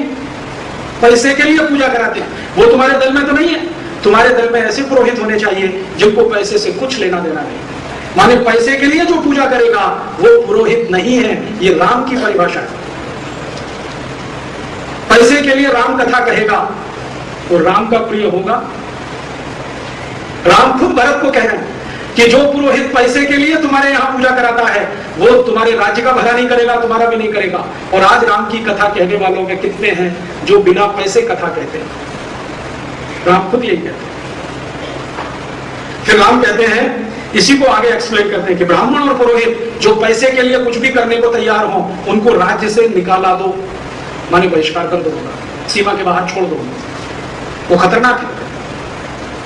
और उसको भी आगे एक्सप्लेन करते हुए कहते हैं कि जो ब्राह्मण और पुरोहित पैसे के लिए काम करते हैं, अगर तुमने उनको निकाला नहीं दिया तो एक दिन यही तुमको निकाला दे देंगे और राज्य तुम्हारे हाथ से चला जाएगा। फिर आगे का बहुत अच्छा एक प्रश्न वो करते हैं कि देखो राजा में क्या गुण होने चाहिए, आदर्श राजा की परिभाषा उन्होंने दी है। तो वो कहते हैं कि राजा में सबसे बड़ा गुण होना चाहिए कि वो भगवान पर विश्वास रखे, माने आस्तिक हो, नास्तिक ना हो। तो भरत कहते हैं क्यों?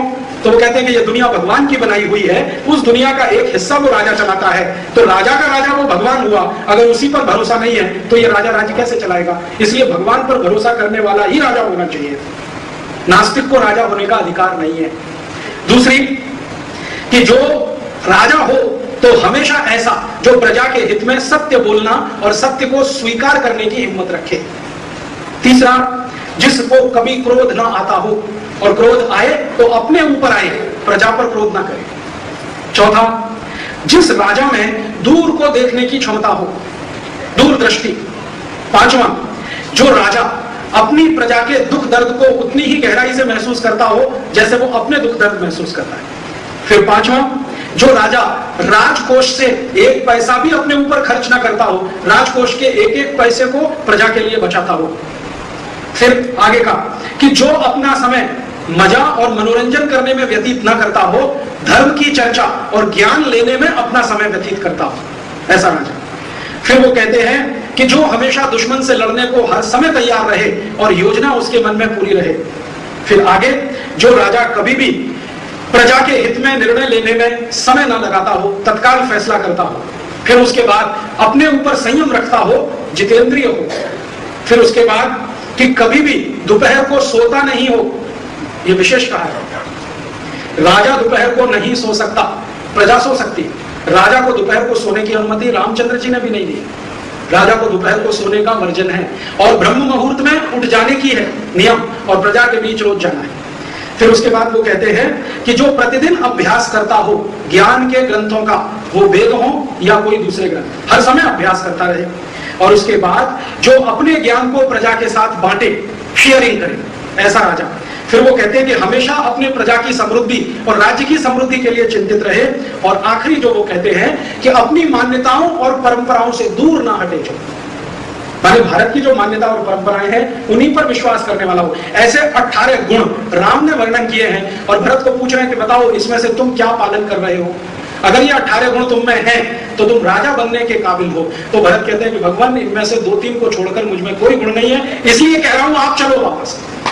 तो राम कहते हैं कि मेरे चलने से समस्या का समाधान नहीं होगा, तुमको अपने गुणों को बढ़ाना होगा। मैं तो अभी 14 साल के बाद ही आऊंगा, तुमको अपने गुणों को बढ़ाना होगा। और अंत में भरत को कहते हैं कि जितने प्रश्न मैंने तुमको किए हैं इन सबको समूह में इकट्ठा करो, तब मान लो कि राम राज्य है, और अगर नहीं है तो लाने की कोशिश करो। आज के भारत के बारे में हम कल्पना करें, रामचंद्र जी की कल्पना के अनुसार राज्य नहीं है, ये तो हम देख रहे हैं स्पष्ट। एक प्रश्न राम ने किया है, वो मैंने छोड़ दिया क्योंकि उसमें समय लगेगा, लेकिन संकेत कर लो। राम भरत से पूछ रहे हैं कि तुम जो खर्च करते हो पैसा, उसमें कितना खर्चा तुम्हारे ऊपर है और कितना प्रजा के ऊपर है। तो भरत कह रहे हैं कि राज्य व्यवस्था पर 20% खर्च करता हूं और प्रजा पर 80% खर्च होता है। तो राम कहते हैं कि अपने ऊपर खर्चा और कम करो, 15% अपने ऊपर, 85% प्रजा के ऊपर। आज के बजट की स्थिति, आज के बजट की स्थिति बिल्कुल उल्टी है। सरकार के ऊपर खर्च होता है 90%, प्रजा के ऊपर खर्च होता है 10%। हर साल का 5.5 लाख करोड़ का बजट है, उसमें प्रजा का विकास का खर्च 55,000 करोड़ है और सरकार चलाने का खर्च लगभग 5 लाख करोड़ है। तो रामचंद्र जी कह रहे हैं कि प्रजा का खर्च ज्यादा हो और आज के जमाने में राजा का खर्च ज्यादा है, तो प्रजा का भला कैसे होगा। तो जब तक राम राज्य नहीं आएगा प्रजा का भला नहीं होगा। तो राम राज्य कब आएगा, जब बजट का 85% प्रजा पर खर्च हो, 15% राजा पर खर्च हो, तब राम राज्य आएगा। तो आप बोलेंगे जी हम कैसे लाए, आप सब राम जी के भगत है, उनका राज्य क्यों नहीं लाएंगे। नहीं तो आप राम जी के भगत कैसे हुए, जरा ये बताइए। राम ने तो पुरुषार्थ की बात की है और राम तो बार बार कह रहे हैं कि पूजा और परंपरा के आधार पर कर्मकांड, इतना ही नहीं है, राज्य को आदर्श बनाना है। भरत को कह रहे हैं कि खाली तुम मेरी चरण पादुकाएं रख के उनकी पूजा करो और राज्य की नीतियां तुम्हारी खड्डे में जाएं, इतने से नहीं चलेगा, नीतियां ठीक करो, भले मेरी चरण पादुकाओं की पूजा करो या मत करो। तो भगवान खुद कह गए हैं कि मेरी चरण पादुकाओं की पूजा करो या मत करो, लेकिन नीतियां ठीक करो राज्य की। तो हम अब सब मिलके एक प्रयास करें कि इस राज्य की नीतियों को ठीक करें। आप बोलेंगे जी कैसे ठीक होगा, आप इतना ही बोलना शुरू करिए कि देखो भगवान जी कह गए, रामचंद्र जी ऐसा राज्य होना चाहिए।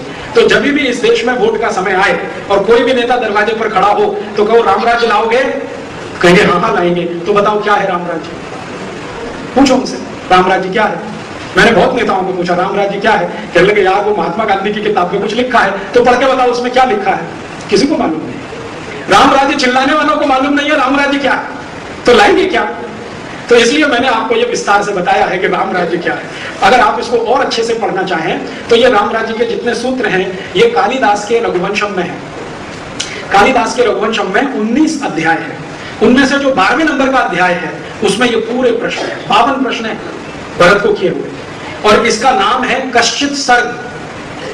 कश्चित सर्ग, कश्चित माने सरल भाषा में क्या आप ये करते हैं, डू यू डू दिस, अंग्रेजी में कहें। भरत को पूछ रहे क्या तुम ऐसा करते हो, इसलिए इसका नाम है कश्चित सर्ग। तो रघुवंशम का, कालिदास के रघुवंशम का कश्चित सर्ग पढ़िए, राम राज्य की सब नीतियां विस्तार से हैं और आप सब इसको लाने में लग जाइए। मुझे ऐसा भरोसा है कि आप, मैं, हम सब मिलकर राम कथा कहें सुने, लेकिन राम राज्य स्थापना के लिए तो आप कहेंगे जी हम तो राम कथा सुनते हैं मोक्ष के लिए, तो सुनो रामचंद्र जी क्या कह रहे हैं, और ये कह के मैं खत्म करूंगा।